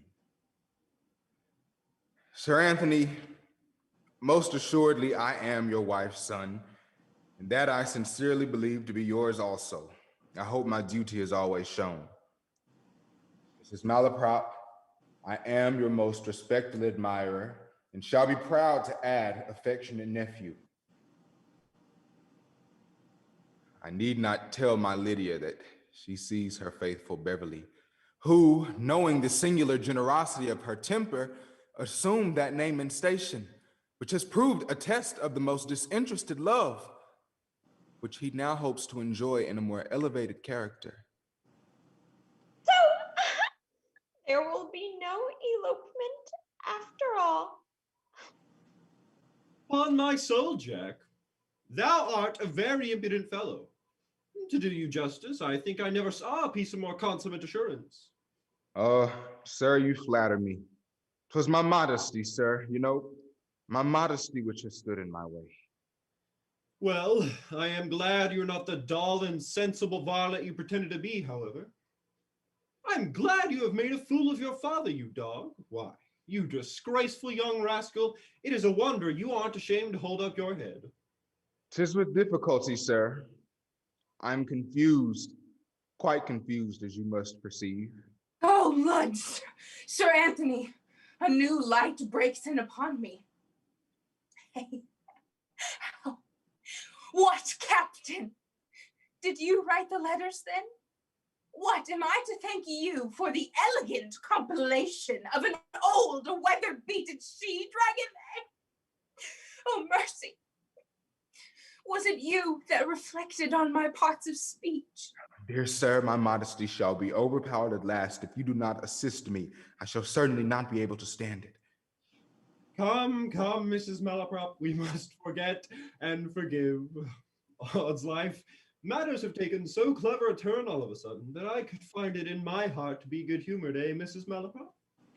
Well, Sir Anthony, and since you desire it, we shall not anticipate the past. So mind, young people, our retrospection will be all to the future.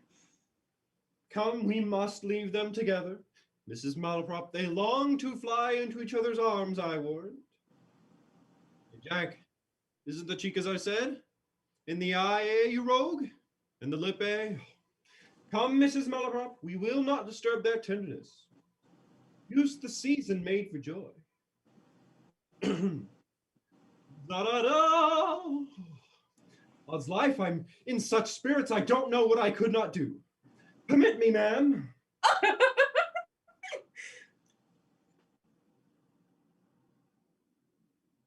So much thought bodes no good. So grave, Lydia? Sir. So, gad, I thought as much.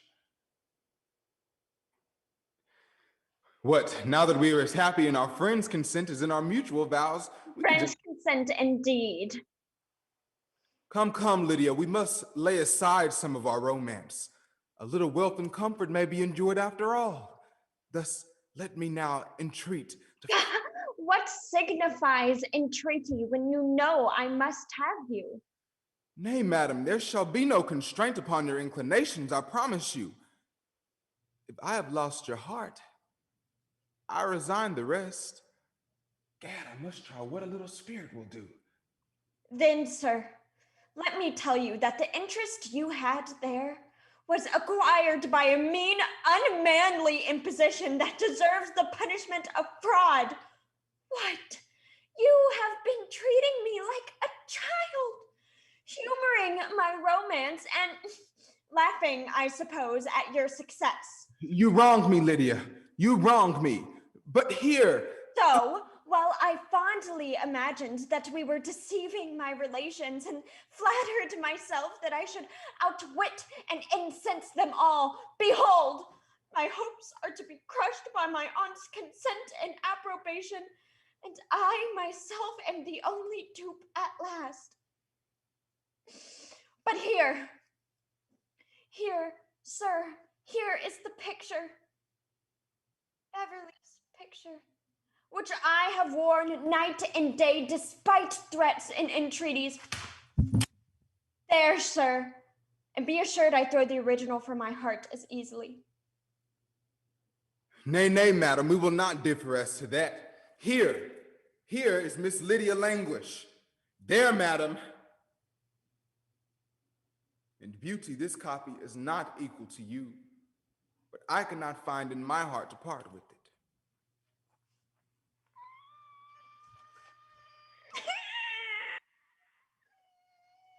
We must interrupt your billing and cooing a while. What the devil's the matter now? Zoons, Mrs. Malaprop, this is the oddest billing and cooing I've ever heard. What the deuce is the meaning of it? I am quite astonished. Ask the lady, sir. Oh, mercy, I am quite analyzed for my part.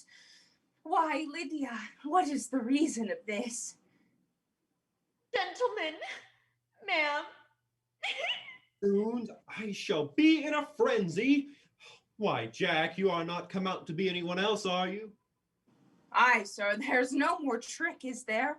You are not like Cerberus, 3 gentlemen at once, are you? Sir, you'll not let me speak. I tell you, the lady can account for this much better than I can. Ma'am, you once commanded me never to think of Beverly again. There is the man. I now obey you. From this moment, I renounce him forever.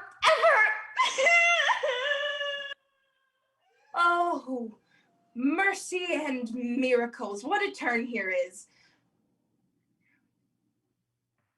Why, sure, Captain. You haven't behaved disrespectfully to my niece.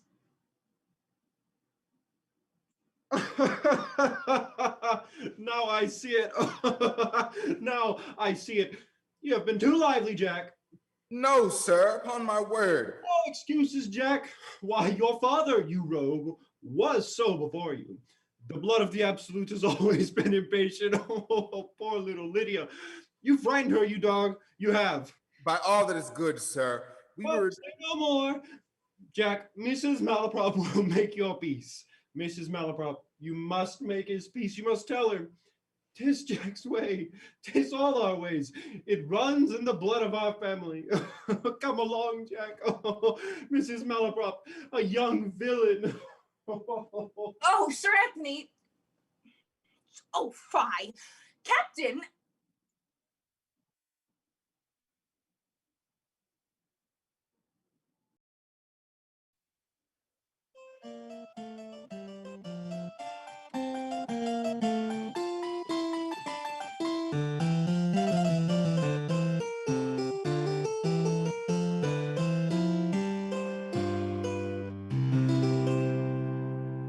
I wonder where this Captain Absolute hides himself.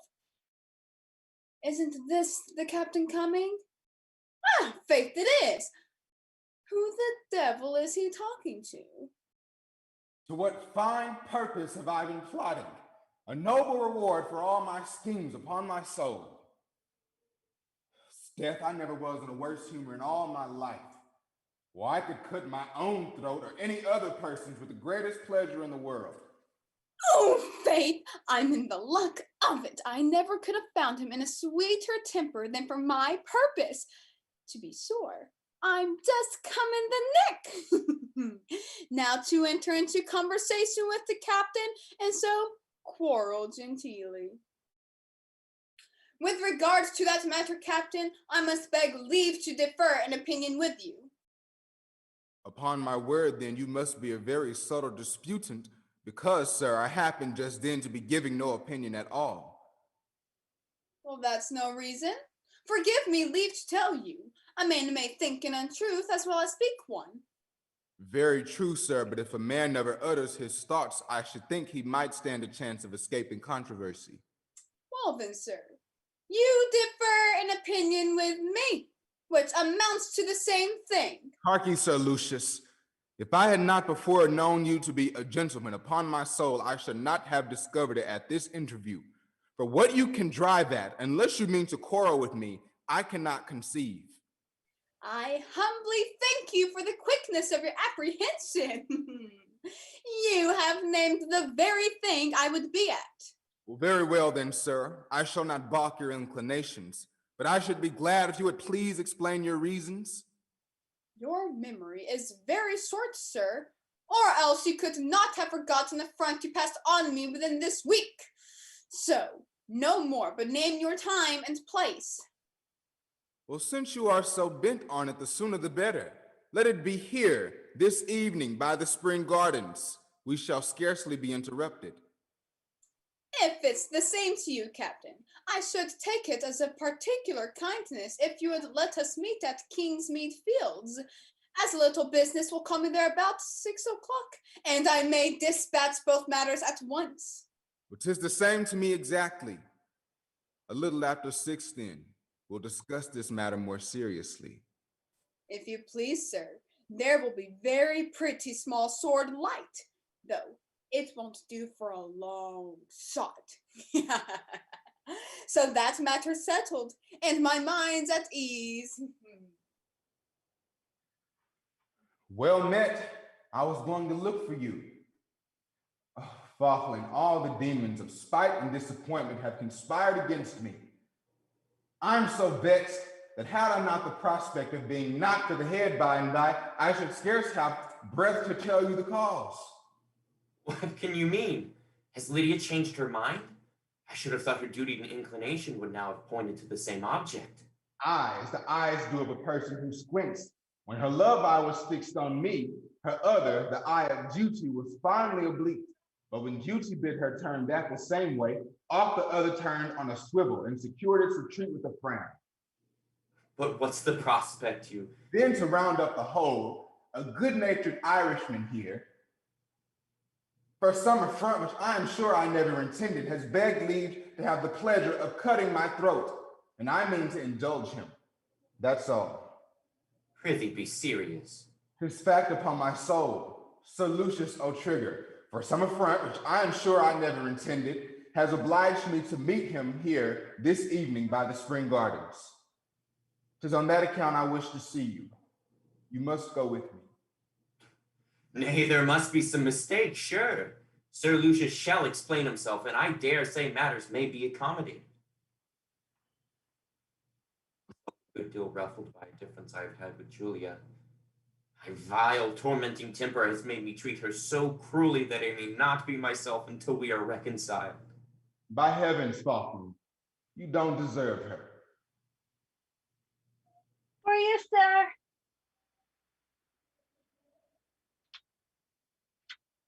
Oh, Jack, it's from Julia. I dread to open it. I fear it is to take a last leave. Oh, how I suffer for my folly. Here, let me see.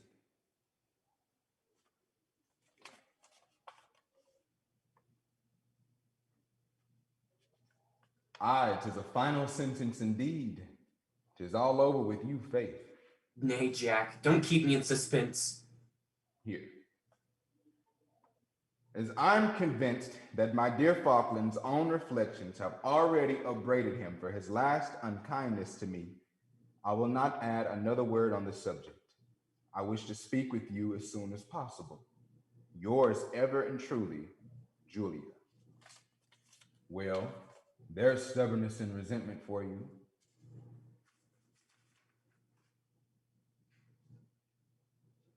Why, man, you don't seem one whit the happier at this.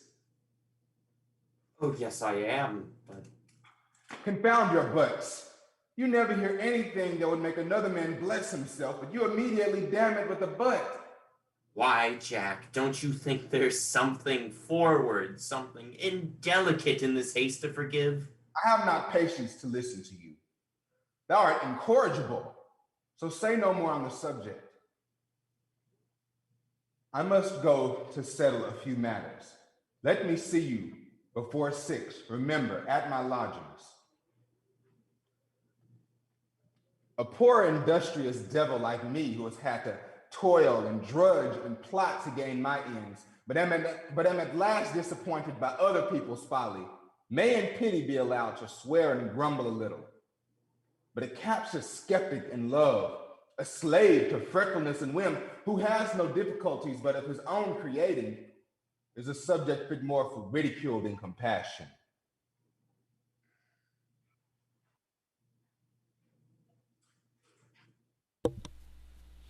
I feel his reproaches, yet his engaging me in this duel has started an idea in my head, which I will instantly pursue. I'll use it as the touchstone of Julia's sincerity. If her love for me prove pure and sterling, my name will rest on it with honor. And once I've stamped it there, I'll lay aside all my doubts forever.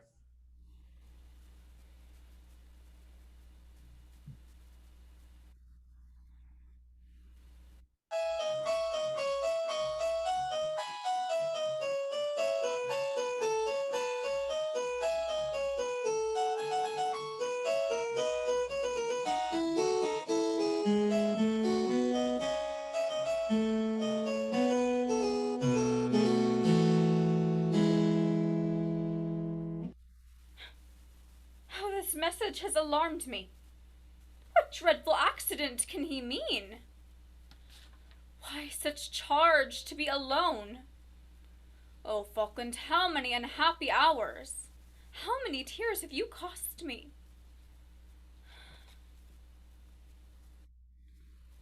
What means this? Why this caution, Falkland? Alas, Julia, I'm come to take a long farewell. Heavens, what do you mean? You see before you a wretch whose life is forfeited. Nay, start not. The infirmity of my temper has drawn this misery on me. I left you fretful and passionate.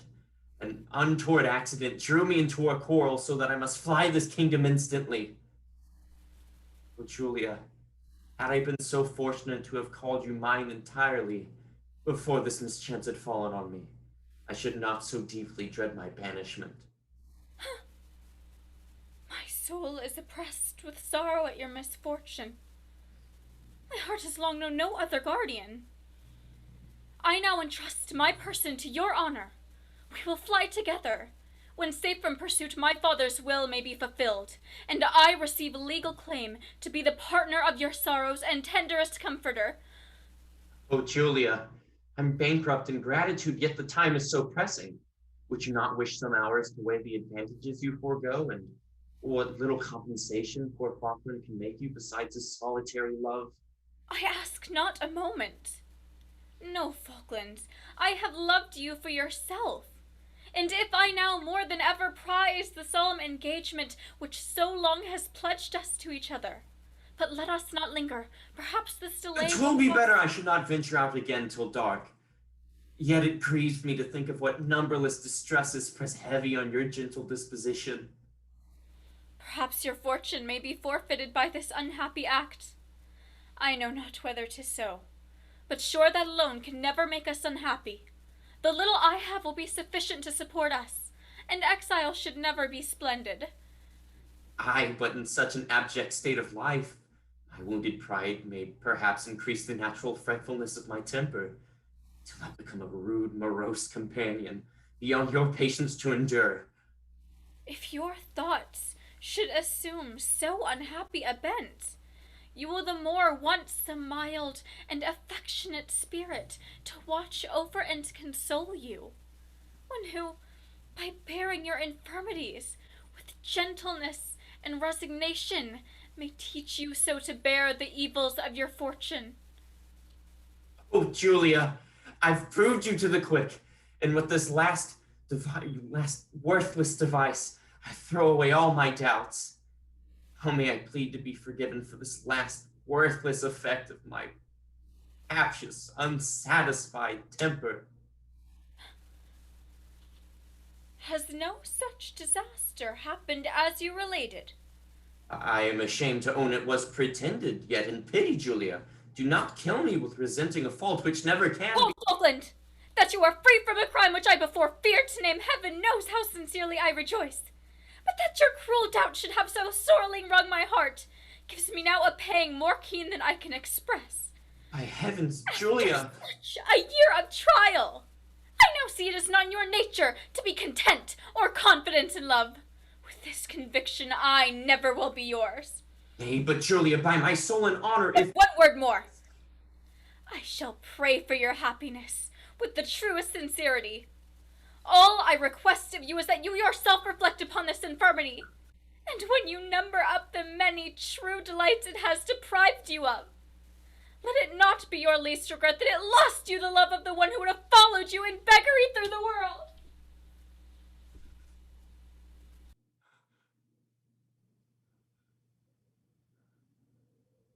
she's gone. Forever. Oh, fool, dolt, barbarian! Kind fortune sent a heaven-gifted cheer up to my aid, and like a ruffian, I have driven her from my side! Hi-ho. Though he has used me so, this fellow runs strangely through my head. I believe one lecture from my grave cousin will make me recall him.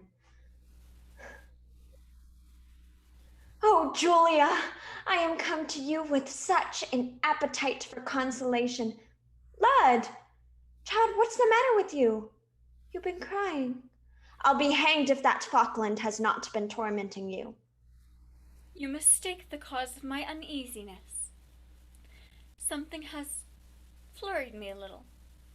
Nothing that you can guess at. I would not accuse Falkland to a sister. Whatever vexations you may have, I can assure you mine surpass them.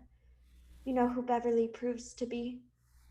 I will now own to you, Lydia, that Mr. Falkland had before informed me of the whole affair. Had young Absolute been the person you took him for, I should not have accepted your confidence on the subject, without a serious endeavor to counteract your caprice. So, I see I have been deceived by everyone. I don't care. I'll never have him. Nay, Lydia. Why? Is it not provoking? When I thought I had come to the prettiest distress imaginable, to find myself made a mere Smithfield bargain of at last, there had I projected one of the most sentimental elopements, so becoming a disguise, so amiable a ladder of ropes, conscious moon, 4 horses, Scotch parson, with such surprise to Mrs. Malaprop, and such paragraphs in the newspapers. Oh, I shall die with disappointment. Melancholy indeed. How mortifying to remember the dear, delicious shifts I used to be put to gain half a minute's conversation with this fellow. How often had I stole forth in the coldest night in January to find him in the garden, stuck like a dripping statue.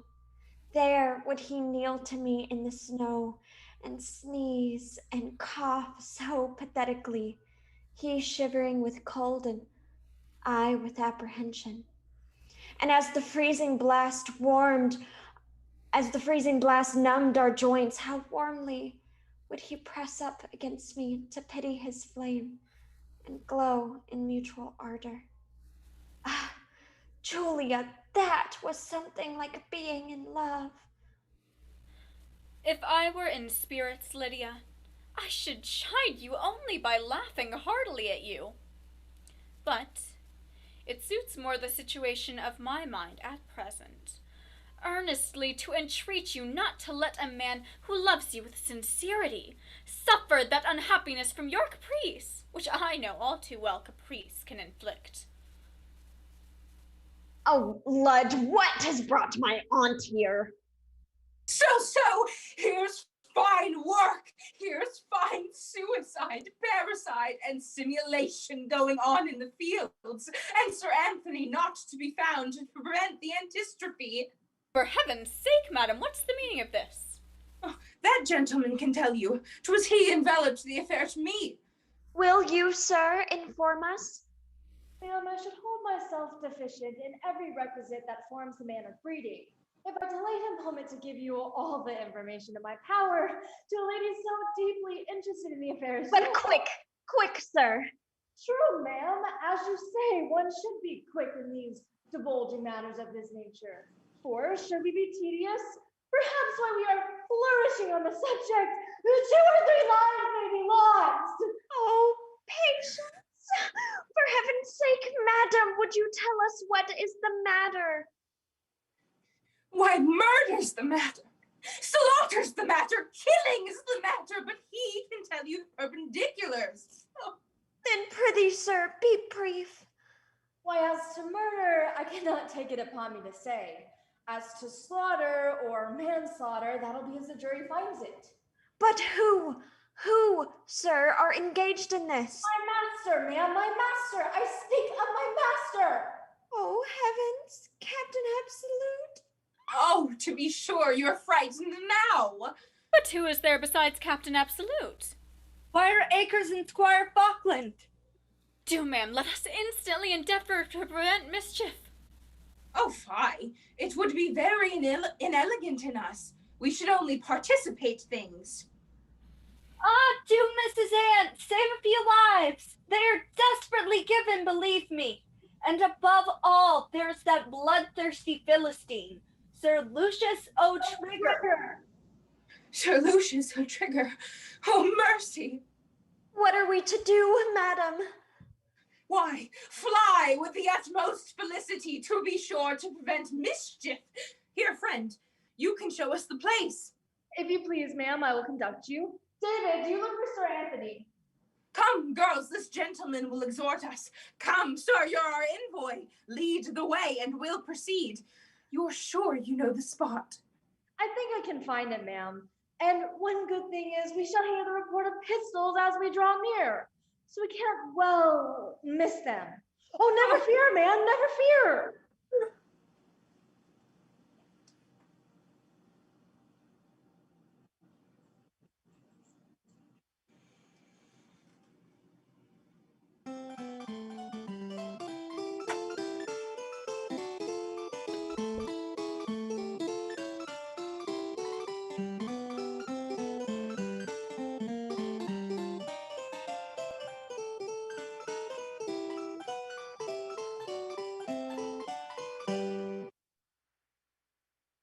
A sword seen in the streets of Bath would raise as great an alarm as a mad dog. How provoking this is in Falkland, never punctual.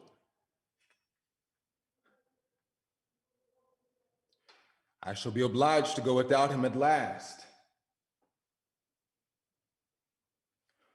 The devil, here's Sir Anthony. How shall I escape him? Holy, that I see he doesn't know me. I could have sworn that was Jack. Stop him! Stop him! Murder! Fire! Stop fire! Stop fire! Oh, Sir Anthony, call, bid him stop! Murder! Fire! Murder? Fire where? Oh, he's out of sight. And I'm out of breath for my part. Oh, Sir Anthony, why didn't you stop him? Why didn't you stop him? Zoons, the fellow's mad. Stop who? Stop Jack? I, the captain, sir. There's murder and slaughter. Murder? Aye, please you, Sir Anthony. There's all kinds of murder, all sorts of slaughter to be seen in the fields. There's fighting going on, sir. Bloody sword and gun fighting. Who's going to fight, dunce? Everybody that I know of, Sir Anthony, everybody is going to fight. Master Acres, Sir Lucius O'Trigger, your son, the captain. Oh, the dog. Do you know the place? Kingsmead Fields. Come along.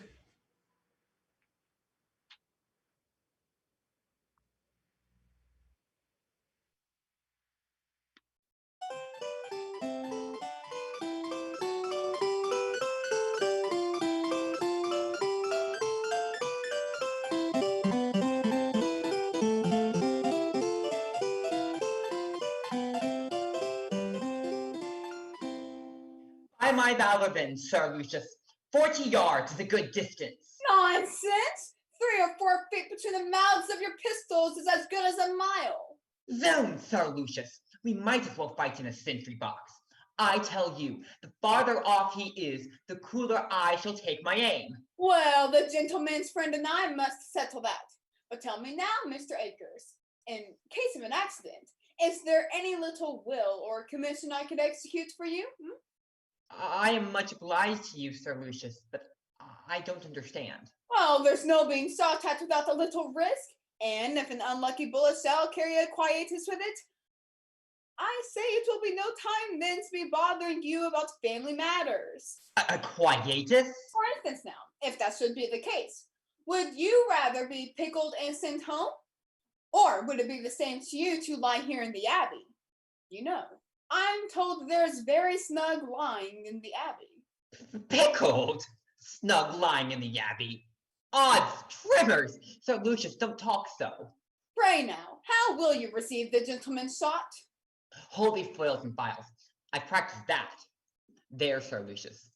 There, a side front, eh? Odd, I'll make myself small enough. I'll stand edgeways. And now you're quite out, for if you stand so when I take my aim... No, Sir Lucius! Are you sure that's not cocked? I'll be easy. If I hit you in the body, my bullet has a double chance. For if it misses a vital part of your right side, 'twill be very hard if it don't succeed on the left. A vital part? But here, fix yourself so.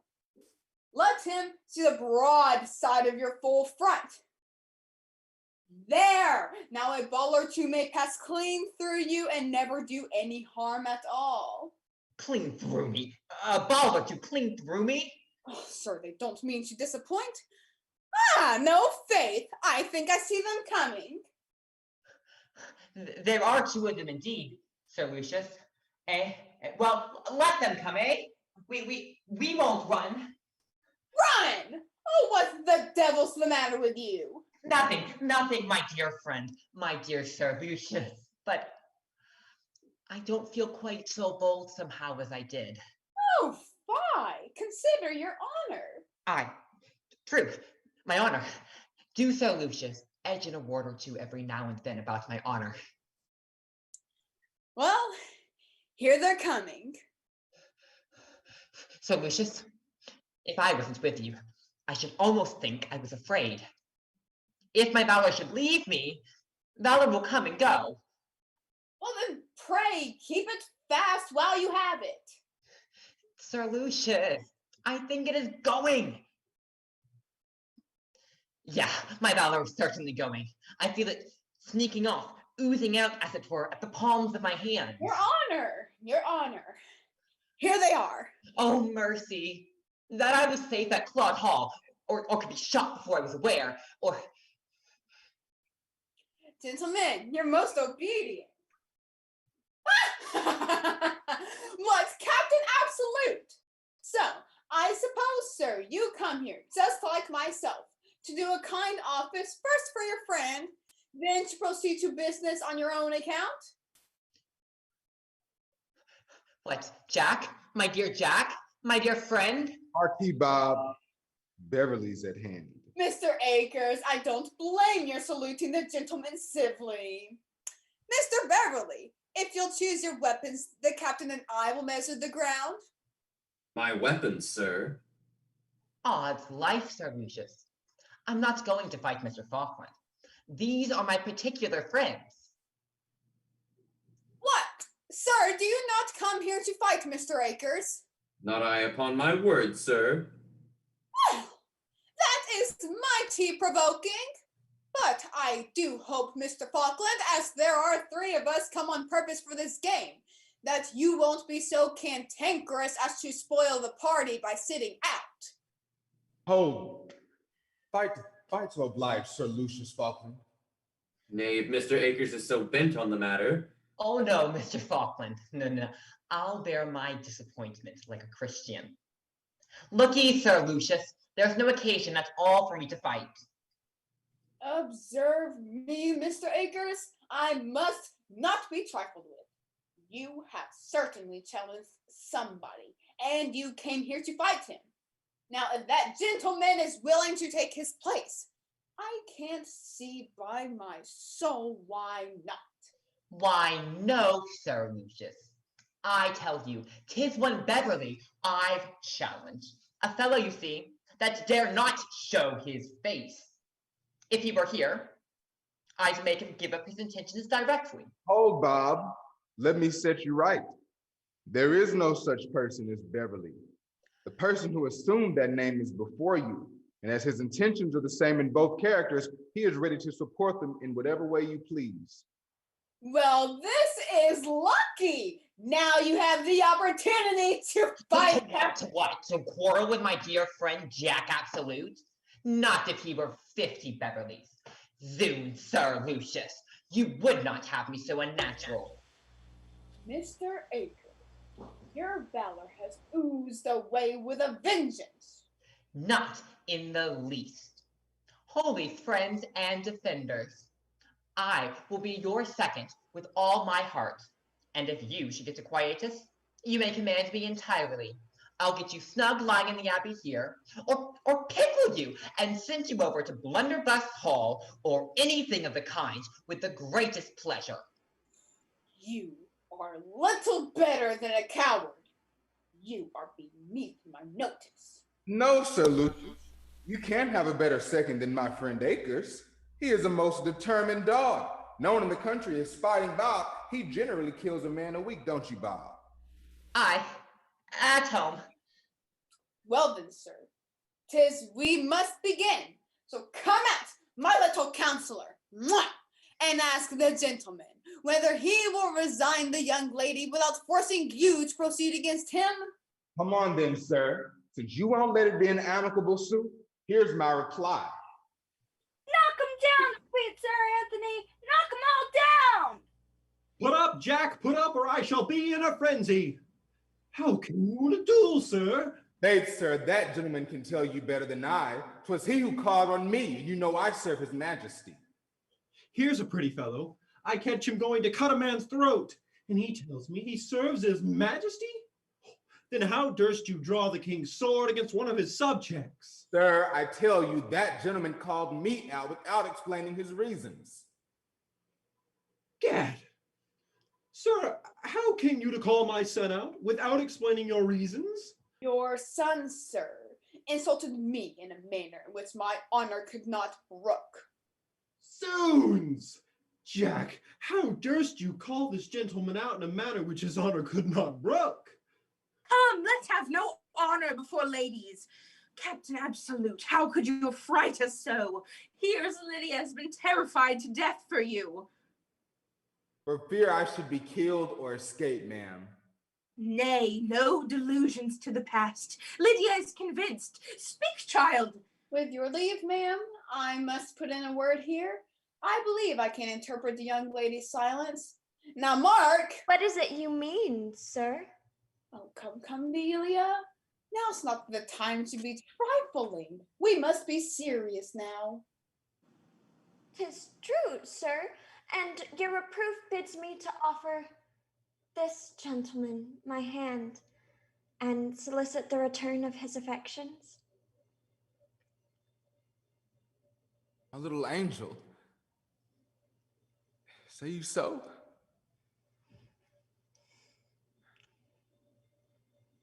Sir Lucius, I perceive there must be some mistake here with regard to the affront you affirm I have given you.